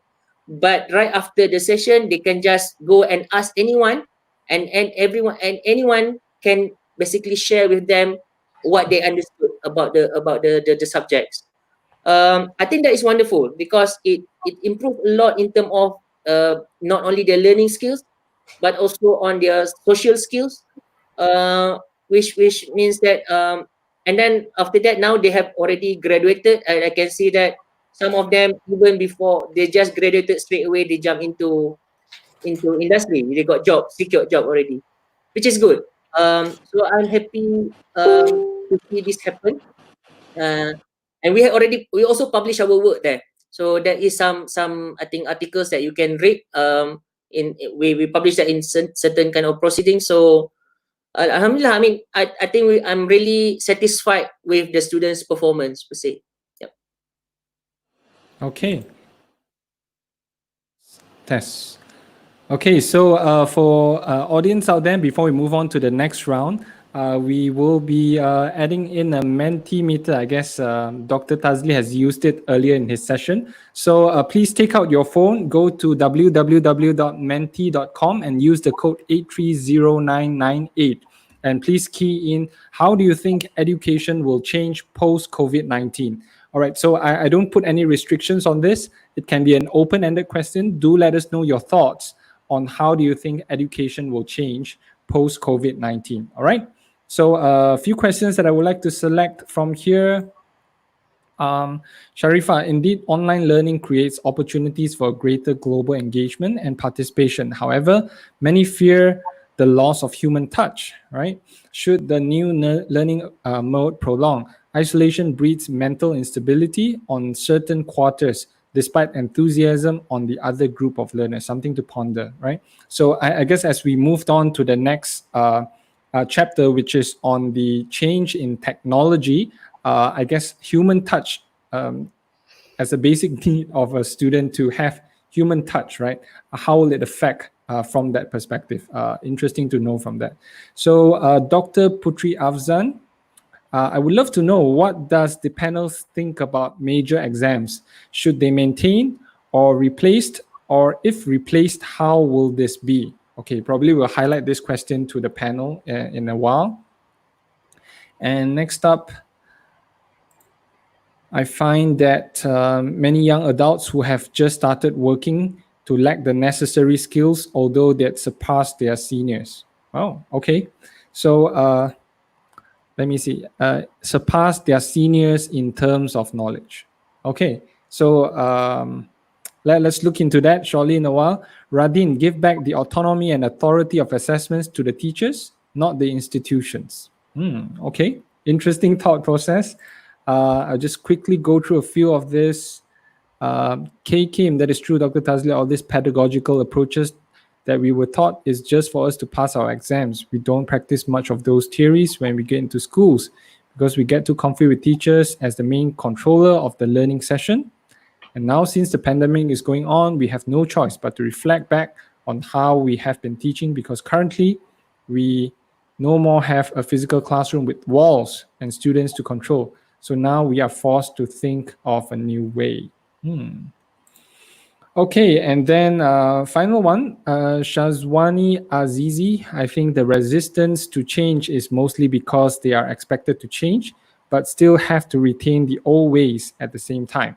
Changing is already hard, but changing and maintaining the status quo at the same time, wow, imagine that. All right, so there we go. So right now for the third round, please do go to menti.com and use the code 830998. And Keen, what are your thoughts on how do you think education will change post COVID-19? All right, the comment, there will be the menti.com and the code down at the comments down there. Please refer to that as I will bring down the screen, and let's see what are the opinions of the crowd, right? So right now, back to Tuan Hazrizal. Let's move on to the technological aspect of the changes that might occur post COVID-19. What are your thoughts on this, Tuan? Yes. First, I would like to respond quickly to one of the comments gave by our audience just now about bringing back autonomy for teachers to do the assessment. I would like to highlight something that I said earlier. When in Finland, grade 9 equivalent to SPM in Malaysia, the examination they had is produced by the teachers at school. So it is not national examination. The system trusts the teacher's assessment to communicate the students' competency. Why there is a trust over there? I think one of the important aspect of that kind of trust is because the entire system is supporting that, meaning that there is no competition between students, there is no competition between schools. Schools are not evaluated based on students' performance. Therefore, teachers have no motive whatsoever to be unjust in assessing the students. The assessment is purely for the sake of supporting the students' learning. So there's no other things got involved.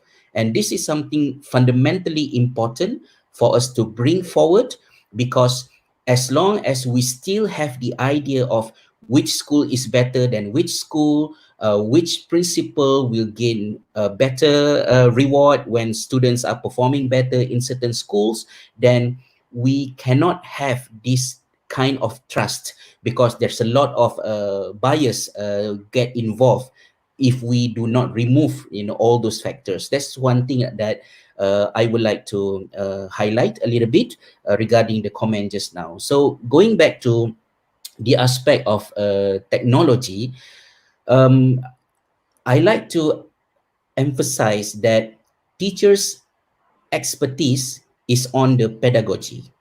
So that is our professionalism.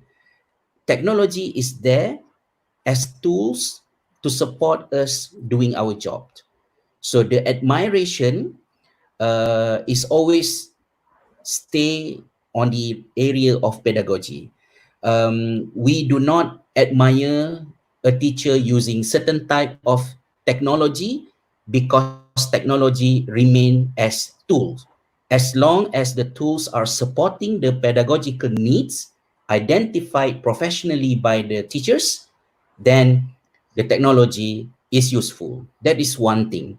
So that is one of the reason why we should not got involved into false impression when the data says that Malaysian teachers use Google Classroom at its best worldwide to indicate that we are doing well. I'm not saying that we are not doing unwell, but we should be careful with that, because that does not necessarily tell how education is working.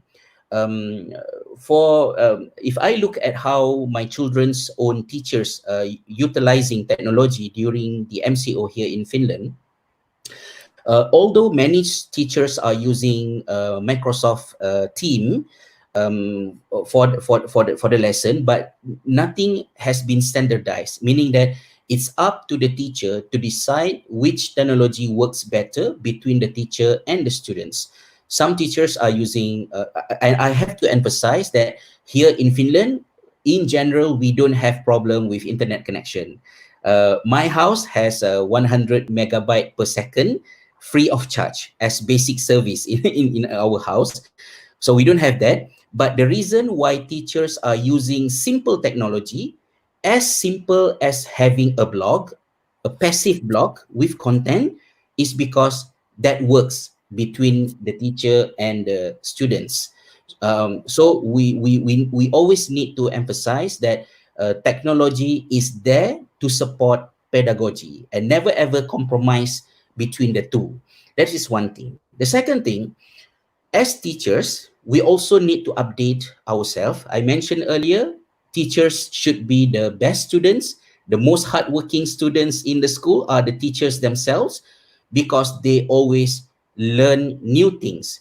And in our school, because our school is very small and we cannot afford to pay our teacher as good as teachers in public schools get, but we try our best to support the teachers' chances of improving themselves, learning new things, because having the ability to learn is one of the biggest reward that real teachers can get. That's one thing.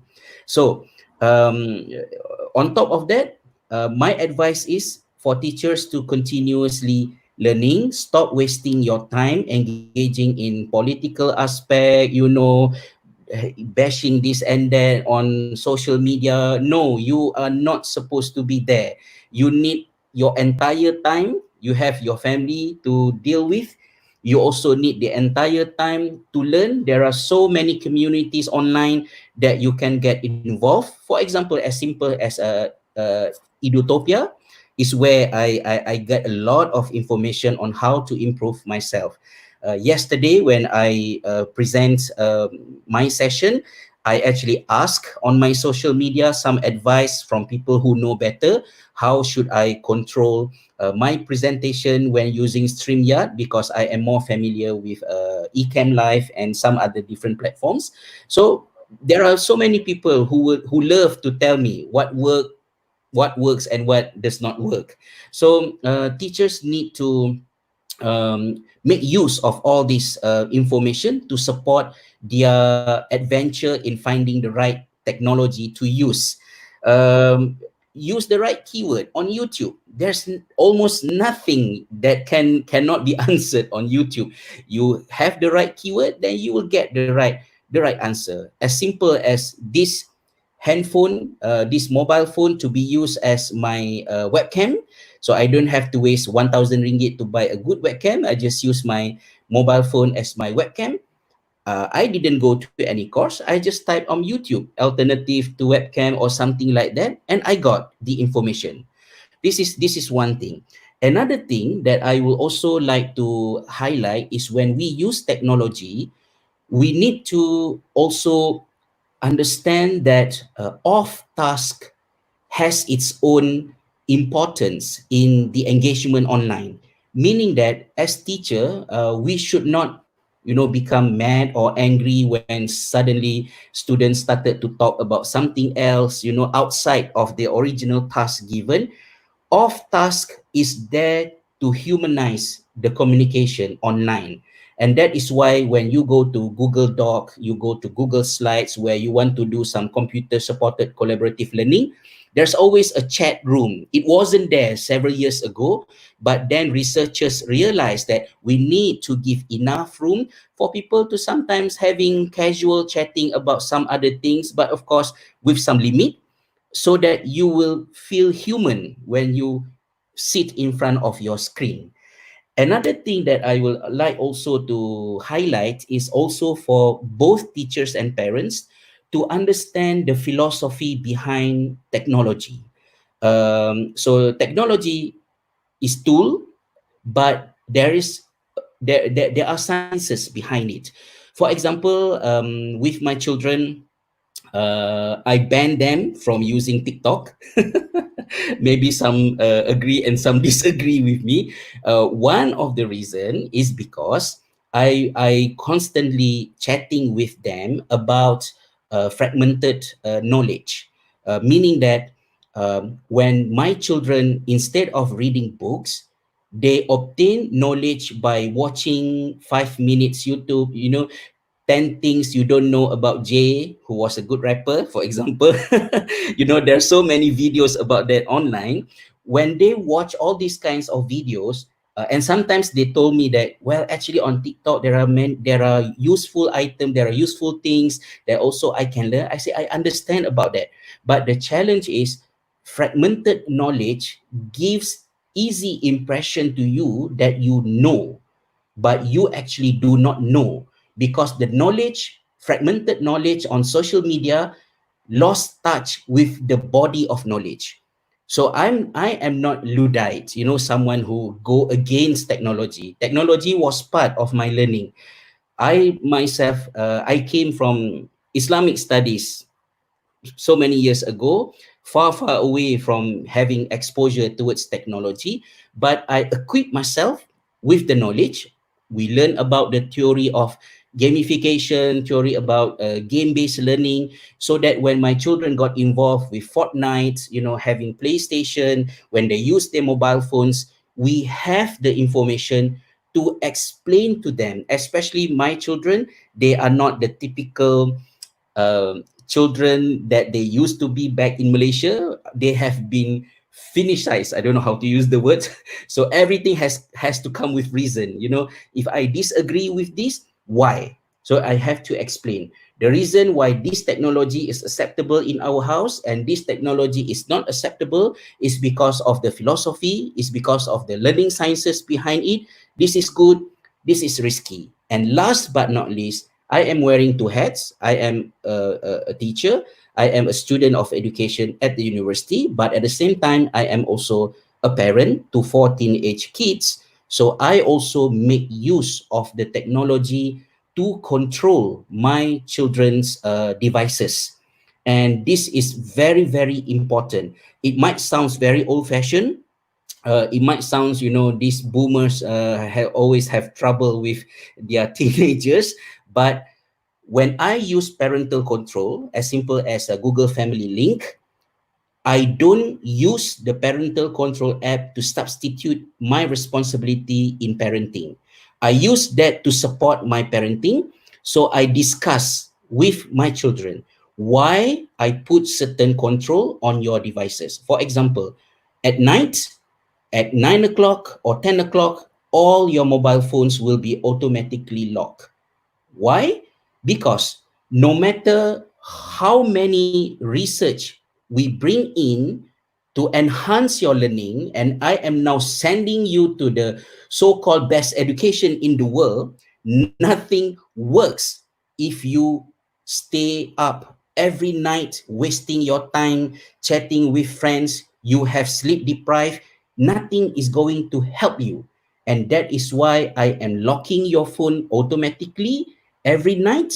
And I am doing this because I love you. And I really want you to understand the reason behind all this thing. So technology cannot stay above education, above pedagogy and even parenting. It's only there as a tool to support us, but teachers need to understand the philosophy and the knowledge behind the technology, and as well as parents also need to understand what is happening around when use mobile devices, when having television, when your students spend so much time in front of the screen, what is going to happen to yourself. We basically, knowledge is power.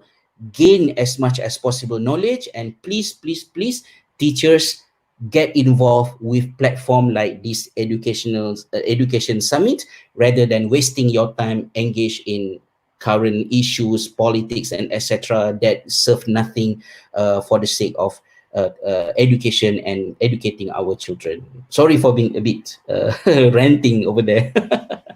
Yeah. Right. So in a way, I guess I would like to highlight again what Tuan Hazrizal just mentioned. In terms of pedagogy, always trumps the technology or the tools, right? So there's like a story of this kid, a team of footballers playing football, and then this kid with the best jersey, with the best shoes, right? The latest shoe comes in, and everyone thinks that, wow, this guy must be like a Lionel Messi or something.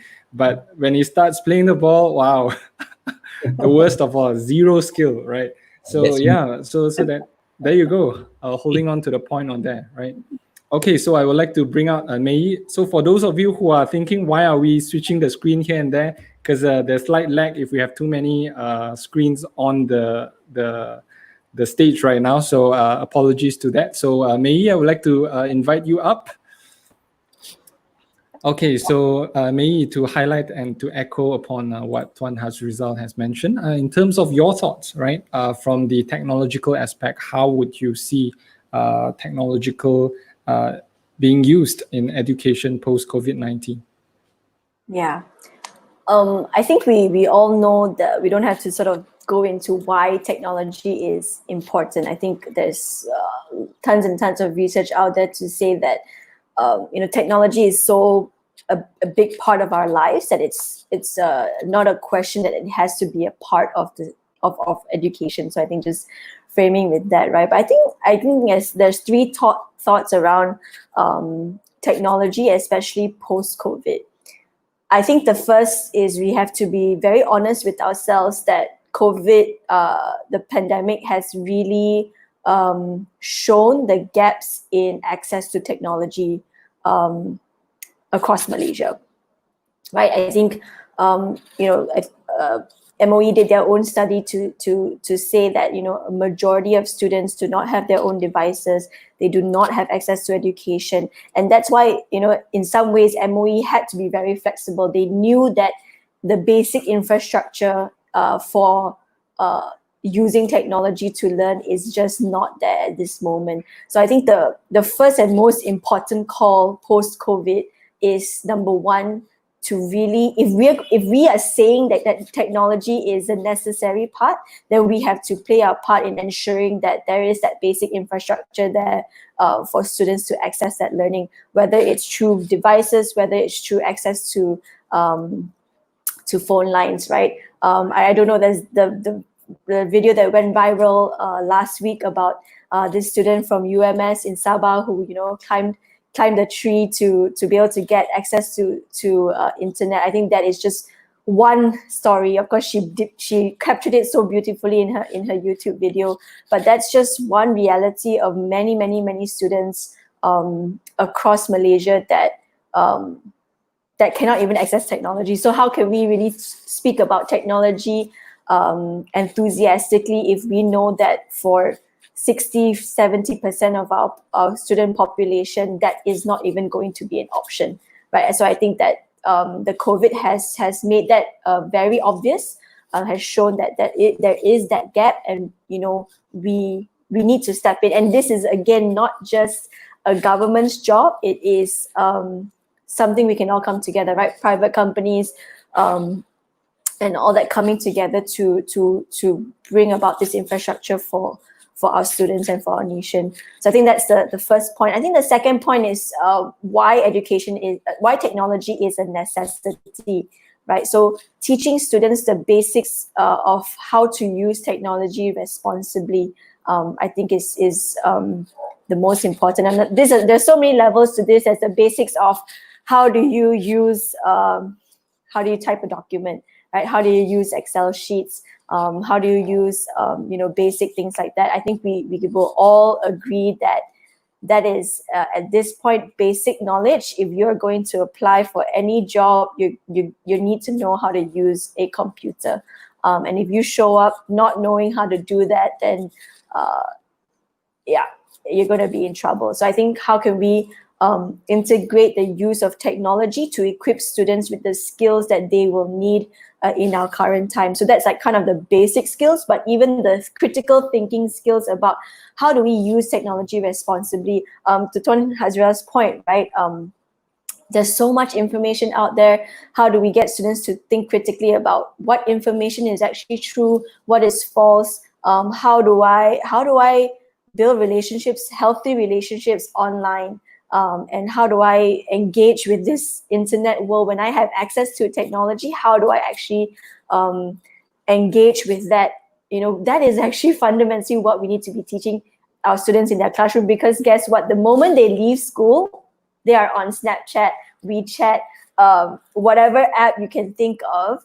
And how is our schooling, how are our classrooms teaching them to be responsible in those spaces that they are spending the majority of their time in? I think that's the second part. So the necessity of, like I said earlier, just closing the gap between what's happening in school and what's happening in life, and really teaching the skills that they need to be successful in life, is the second part. And I think then the third point is technology as a supplementary item, right? So earlier I said technology as a necessity. What are the things that are basic that we need to be teaching our students about using technology? And then thirdly is what is supplementary. So I think that's where the Tuan Hazrel has already shared, and even Dr. Faisal, about it. There's so Dr. many Tazli. Tazli, sorry, Dr. Tazli, about how basically there's so many tools. Use it to engage students, right? So I think there was a comment earlier, though, how do we engage students with learning these days? And the reality is there's so much research about how because of technology, our attention span has reduced. 10-minute video is too long. That means if you're doing something for 10 minutes, your students are not going to be with you. It's got to be quick. It's got to be fast. It's got to be, and I think that's where we can use technology to support the role of a teacher. And I think that's been mentioned quite a lot. And so just using technology to engage students in different ways, I think that's where the supplementary element comes in. So yeah, that's all. All right, so good point from there, whether if it's supplementary or it will be the main. So will it be the main dish or will it be the side dish, right? So how do we balance upon all of that as well? And also the distraction aspect of it, where you give children a device so they might go into Snapchat, YouTube, TikTok, or whatsoever. How will the control of discipline of using social media and things like this may actually pop up as well? Right. So thank you for that point, Mei Yi. So I would like to bring up Dr. Tazli to highlight on his point, his take on how technology would evolve in education post COVID-19.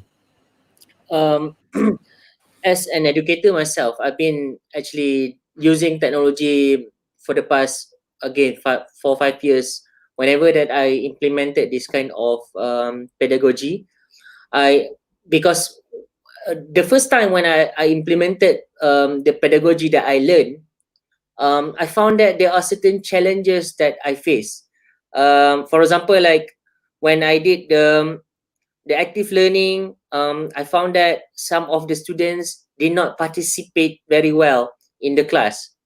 So that is where actually I started to look into, okay, what kind of technology that I could use to support this kind of pedagogy, And then I move on towards, okay, I wanted to do flipped classroom for my class. And I only then learn about some basic tools. And then I feel that, okay, this is not convenience enough. Maybe I should try to look into some other tools which I could have easily, trim the video better and so on. So that is the time where actually I started to learn about video editing, cutting videos, making and put some sound behind that. So it slowly evolved per se. So looking at what actually that we are facing right now in during the COVID-19, I know that some of us here are the one who are like me 5 years ago. Like I started from zero. I know nothing and I'm going to do it again. So just play. I hope that you do not have to be worried too much on it.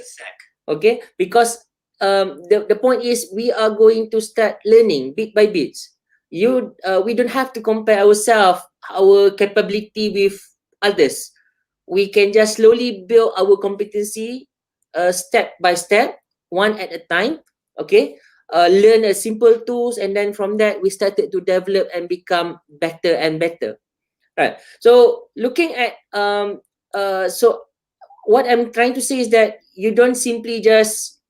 um, you don't just simply have to copy everyone else. Take on your own time. Just ensure that what you're trying to deliver pedagogically is correct, is right. That is very important. Okay, and that particular tools and technology can support you, and it can help you to become and to help you to ensure that you can deliver well inside your class. Or maybe after this, when you conduct online learning, for example, I was thinking just now. I mean, of course, the SOP of MOE is coming out. For example, like to allow the students and then having social distancing. But I'm still having some kind of um, objection against having social distancing inside the class, because I feel that the idea, when you mentioned just now, Jay, about what the students miss most when actually going to the school is because of the relationship between the teacher and the student and their friends. And they may have actually, when you're doing social distancing, um, of course you are highlighting that, okay, this is because of the hygiene, all those kind of thing, but at the same time, what you are trying to to teach the students, by staying apart, like we used to, and before this, like if you meet each other, you salam and hug each other, for example. But now you have to stay apart, do not touch, do not do anything, so it gives different kind of um, values to them, when actually the school is the place to build the right values and social skills, but it doesn't happen that way. So I feel that actually, looking at the schools right now, it is not that, I would say that if let's say, although that we do not want it to happen, but if let's say that the COVID doesn't go away, right, and we couldn't still find the vaccine, the best way is actually you actually you make some kind of alternate session with the group of students. For example, like you have 40 students in your class, you make the 20 students come this week, okay, for the face-to-face activities, while the other 20 students will stay at home and doing self-learning through videos, using certain kind of, maybe through own reading, self-learning.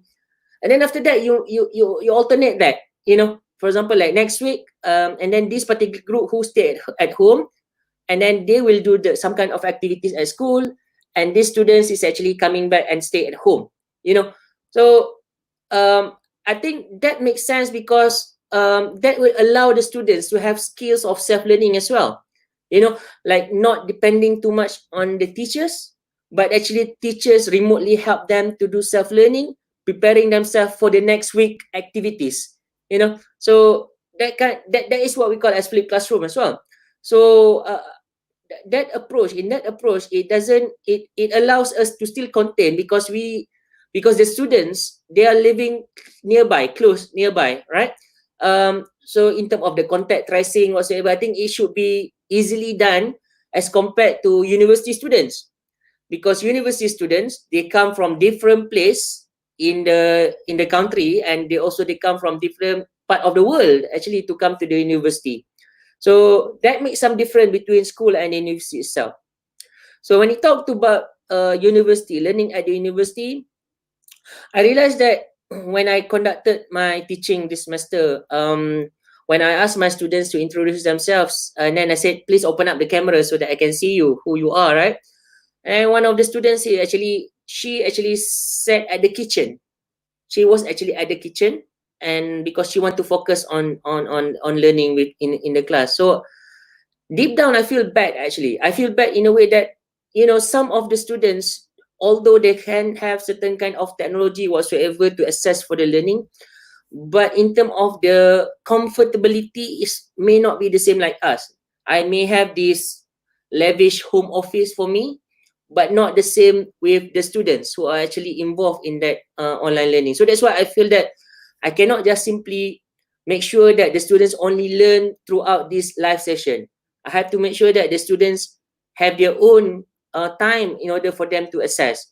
So that's why I started to realize that, okay, I also need to do some kind of pre-recorded videos so that, you know, they can wait until their siblings go to sleep first, and then they can stay awake and then do some revision on their own.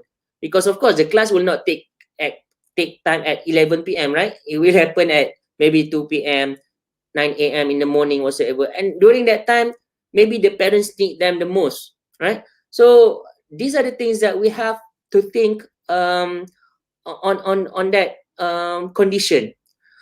And also, I was thinking that in the future, we should have a proper learning analytics for the students.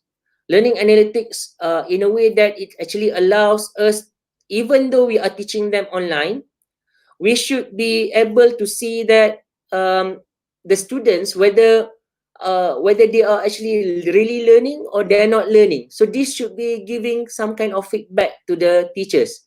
You know, maybe from time to time the teachers may just respond, can you please respond with your emoji? You know, how are you feeling right now? So is it maybe some face of confused come in, some face of happy face come in, sad face come in. So from that, the lecturers, the teachers can start to see, okay, my student, majority of them are confused with what I'm doing right now. I need to change my strategy. So, okay. Other than that, maybe if let's say we are doing a face-to-face class, by having certain kind of facial recognition, we're able to detect certain kind of emotion. Not only that the teacher can do some kind of intervention during that time, but he also can have he or she can have some kind of database. Is it the same student who have that particular emotion from the next class and the next class? So he can have some kind of intervention before the final assessment, before the students fail. So this is what supposed technology be doing to help the teachers to see, to make some kind of intervention per se, right? I was also thinking about in the future, I hope that there will be a virtual learning facilitators. So, for example, like if let's say the teachers may not be able to deal alone with the teaching activities online or maybe face to face, the students can also somehow interact with the virtual learning facilitators that will further comment on them and ask and probe them questions so that the students be able to get a better way of thinking, answer how actually that is supposed to be done. There's so many upcoming things that is futuristic that could be developed from now. Could you say that in a way to use technology to bridge the relationship, to make the relationship better in a way, to increase to make the relationship between teachers and the understanding between them to be stronger in that way, right? In a way that technology should make us become more humanistic. Right. It should humanize us. And that technology is supposed to be humanizing. So I think that's the key word. Yeah. Okay. So thank you, Dr. Tazli, for that point. So I'm sorry to have to cut it short. So we have one final round. So we will be adding in on the final discussion round, which is on COVID-19, education post-COVID-19, predictions for the future. So I would like to invite Tuan Hazrizal to come on stage again. Right. So, by the way, also on the speaker session for tomorrow, Mr. Ravindra from NUTP will be sharing on what's going to happen. How do you prepare your children back to school post COVID-19 when the schools are open up, right? So, please stay tuned tomorrow for Mr. Ravindra's session. All right. So, Tuan Hazrizal, your thoughts, prediction for the future post COVID-19 on education. Maybe that's the hardest question, or even a question for me to avoid actually. But I think I have to highlight that the idea of changing education reforming our education system is already there, at least in 2018. And I need to highlight that in 2018, the previous minister of our previous minister of education, Dr. Mazli Malik, had already appointed 13 of us, including me, Dr. Tazli, and also Dr. Putri, to be in the national committee in reviewing our education system. And we work for 6 months together with another 11 of us, and we already submitted a comprehensive proposal on how we should improve our education system to move forward. The only challenge that we are having is when our education system is very much connected to the survival of politics. And because of that, when there are changes in legislative power, there are changes in government, then it affected our education system. If we cannot put enough effort to break the vicious cycle between these two things, it's very hard for us to see a genuine reform can take place in the future. But I don't want to leave everyone at the end of our session with a very pessimistic way of thinking. We need to remain optimists, and we must always believe that the actual reform is in the hand of the expert in classroom, which is the teacher. So teacher must look to themselves more than just a content deliverer, someone to deliver the content, but you are the fighter. You are the one who understand the most about what is important and what is not in the classroom. So we must empower the teacher's spirit to fight, especially for those who are in the mainstream in the education system.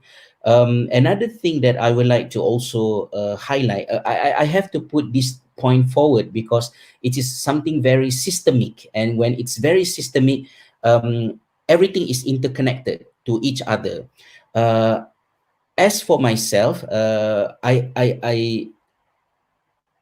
would like to highlight that learning, unlearn and relearn is something that need to be done between all stakeholders in education. Meaning that I try to put it in the simplest way. Good parenting demands better education. So you love it or not, you like it or not, you must find your own way to re-educate the parents, because it's the parents are those who will demand better education. The parents are those who can play the most important role in supporting education. In fact, from certain point of view, parents can do even more than teachers themselves, because parents are the only people who can actually love their children unconditionally.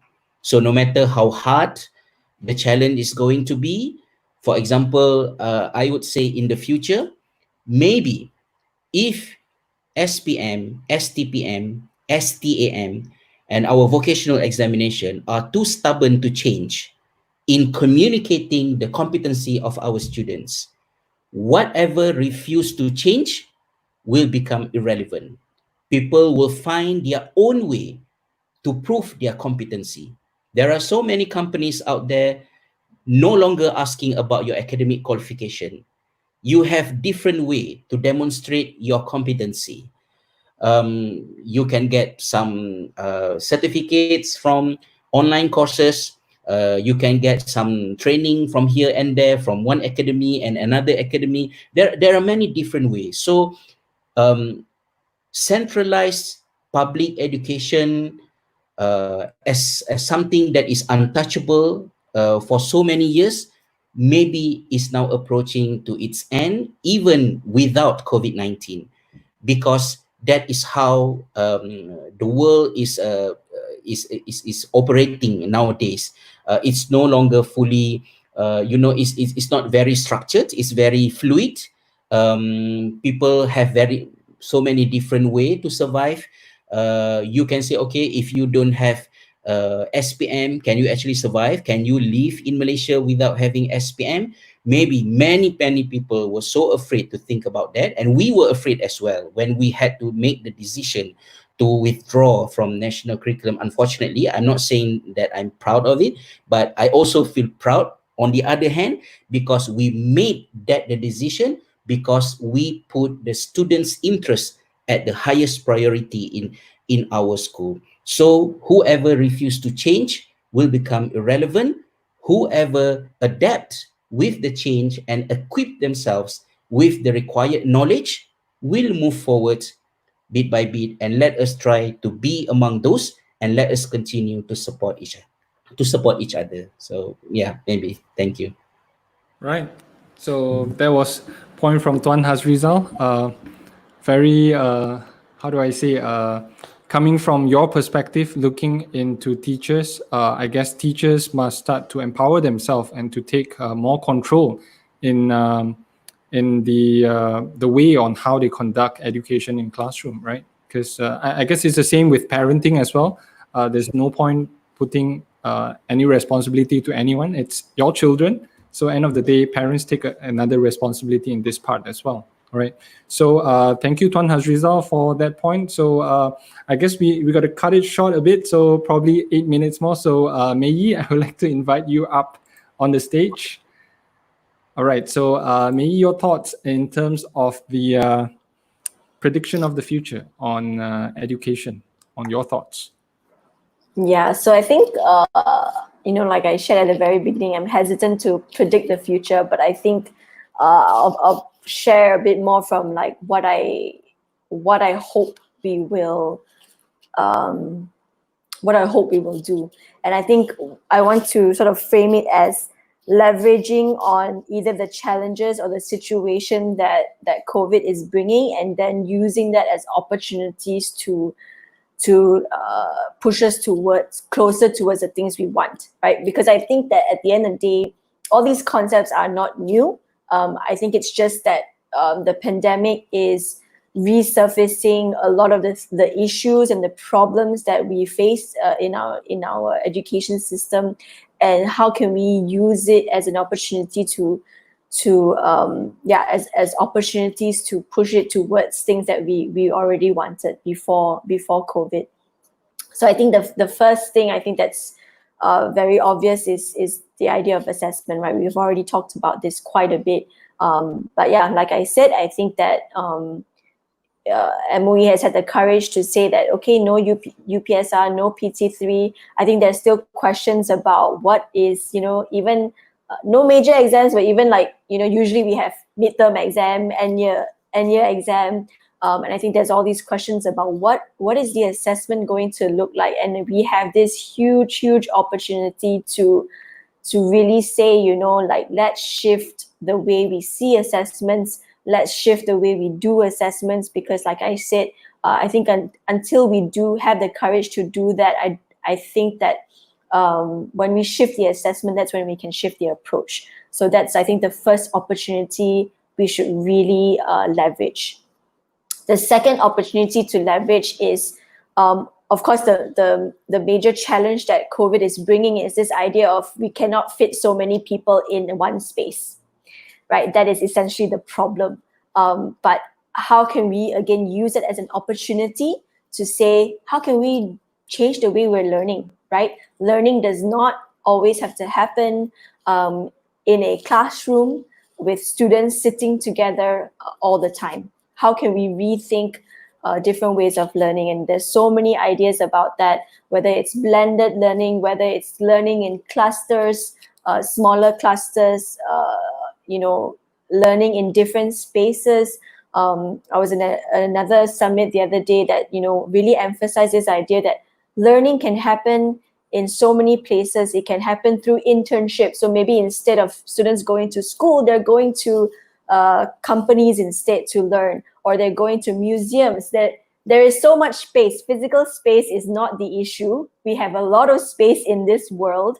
If we really had to be 1 meter apart all the time, there is no question of space. It's just, do we really see the idea of space, of learning taking place in these different spaces?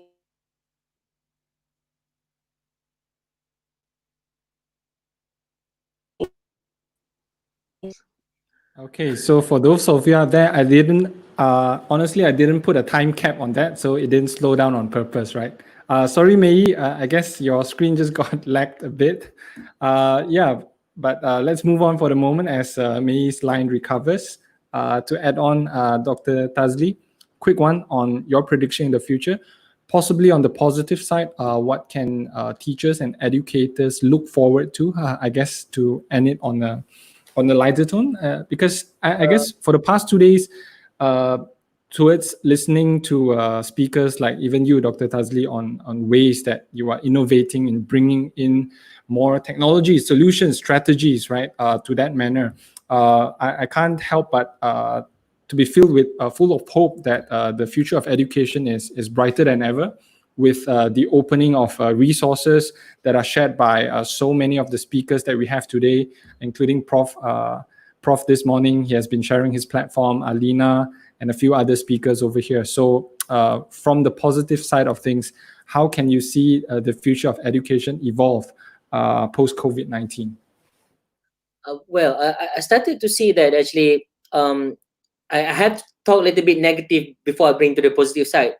On the negative side of it, because you start to see that university may no longer, I mean, the traditional courses offered at university may no longer be relevant because of the economic and social crisis. People may want to start instead of working because they could not sure whether they're going to be job for them or not. They may maybe start go and do some kind of businesses, because of the blooming of the gig economy itself. So they do not need degree for that. So perhaps I think on the positive side of it is that university may start to see how they could expand their businesses, right? Instead of just offering a traditional degree programs, we could have like what we call as micro credentials.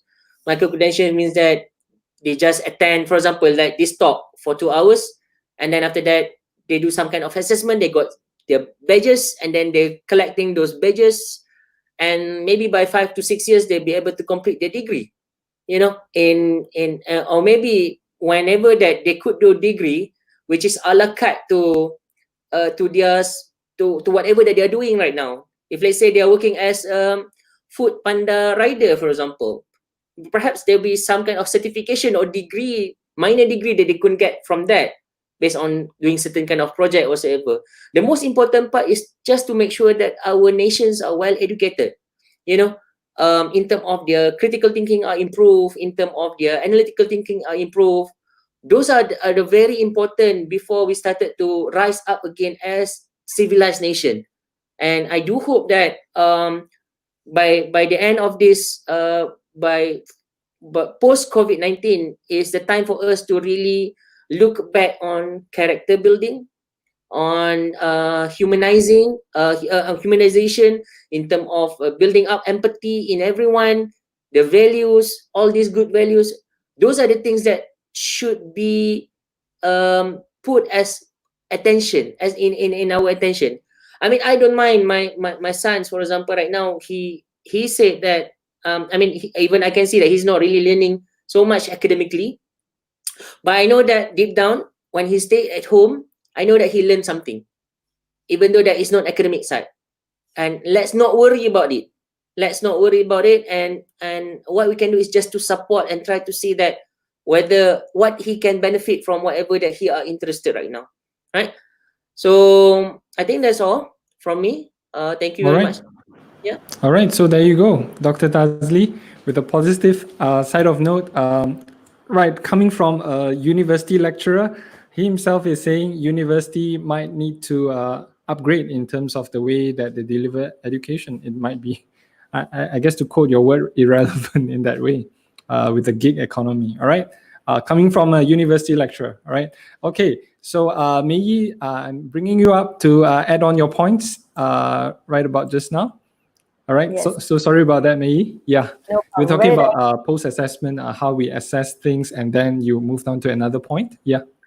Yeah, so I was talking about, I think my second point was about, blended learning, different spaces of learning.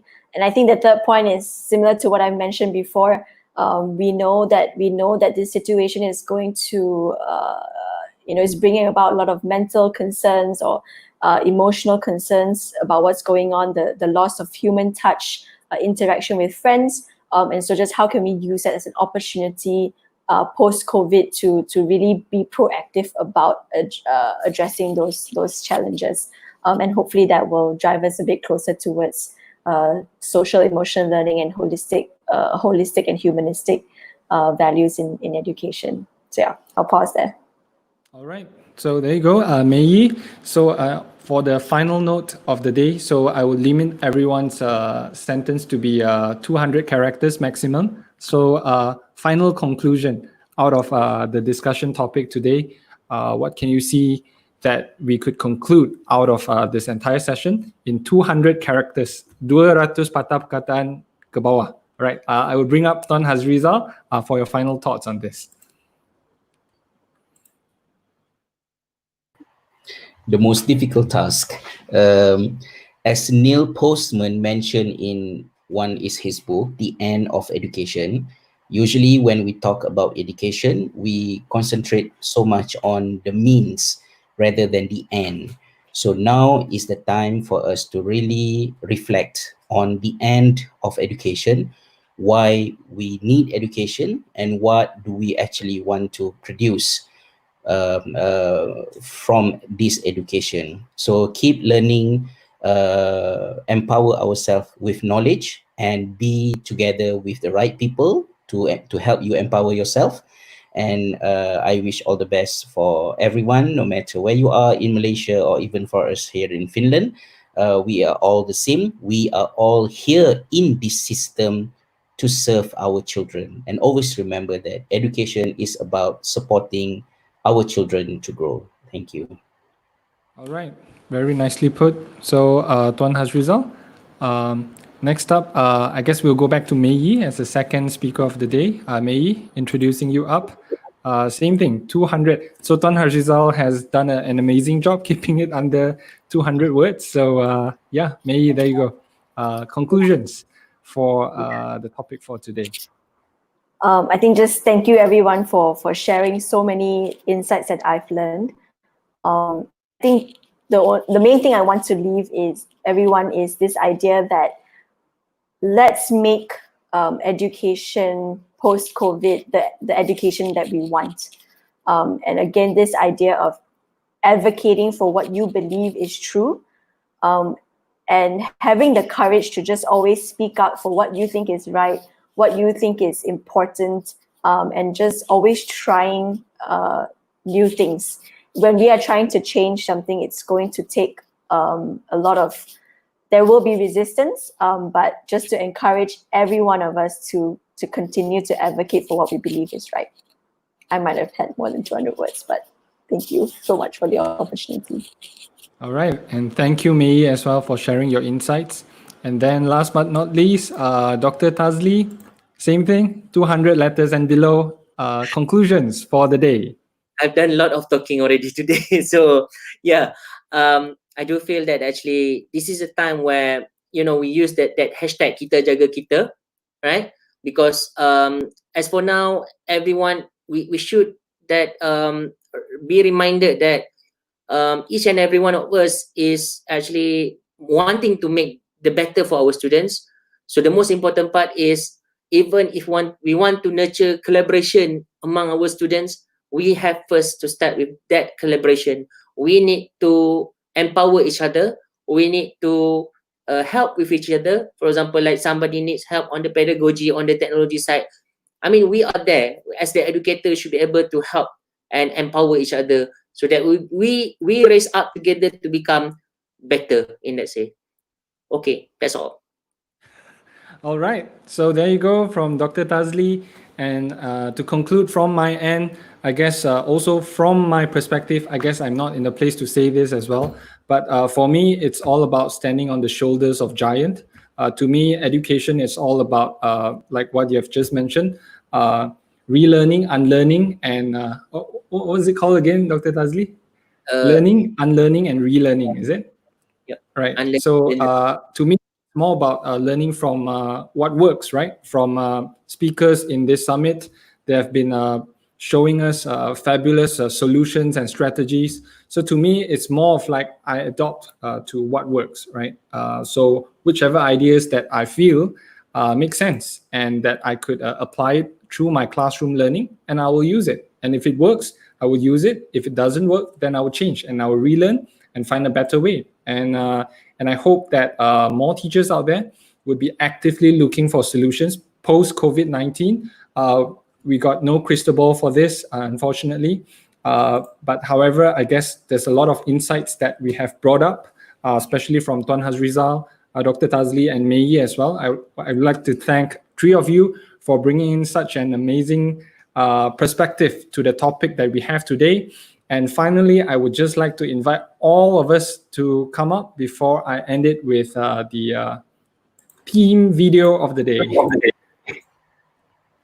All right, so thank you guys. And for those who are tuning in, I hope you had a great session, an insightful session, and hopefully it helps you from the perspective of what you can ponder upon for future, right?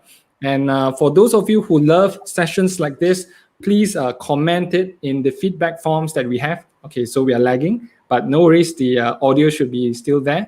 So for those of you who are interested to find out more, or if you're looking forward to more discussions like this, right? So please let us know on the feedback form if we should have more topics like this, and perhaps you could propose topics that you would like to know more about on education, so that we may be able to have more panelists, quality panelists, right? Azmil just post up over here. Thank you, panelists and moderator. Awesome job, right? So everyone love the sharing. So I guess a lot of them love discussions like this, right? And I hope that we could have more sessions like this together, right? Thank you, panel. So I will end this discussion officially. Thank you so much. Thank you. Thank you. Bye. Good night.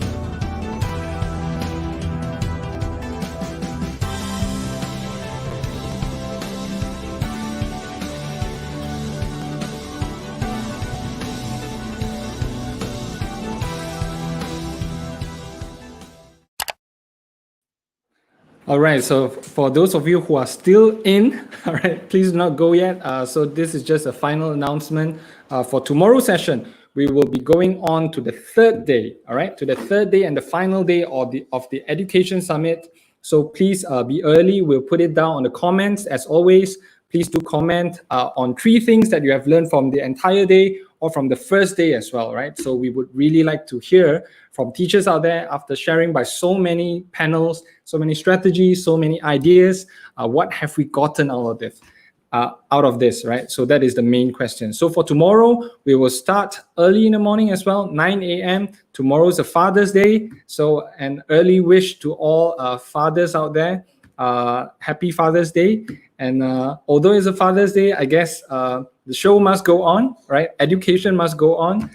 So the discussion will continue. So we would have our first speaker for tomorrow after my greetings and announcement.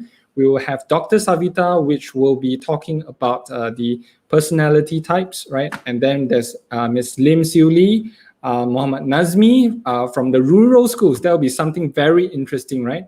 And then there's Mr. Ravindra from NUTP, which will be sharing on post-COVID-19, how to prepare your child back to school, right? And then there's Mr. Sid, Louis on edutubing, right? That's a topic that is very interesting. And finally, we would have a closing and a conclusion for this entire Education Summit 2020. It has been another marathon day, but I'm left with so much of ideas, and I'm so excited right now.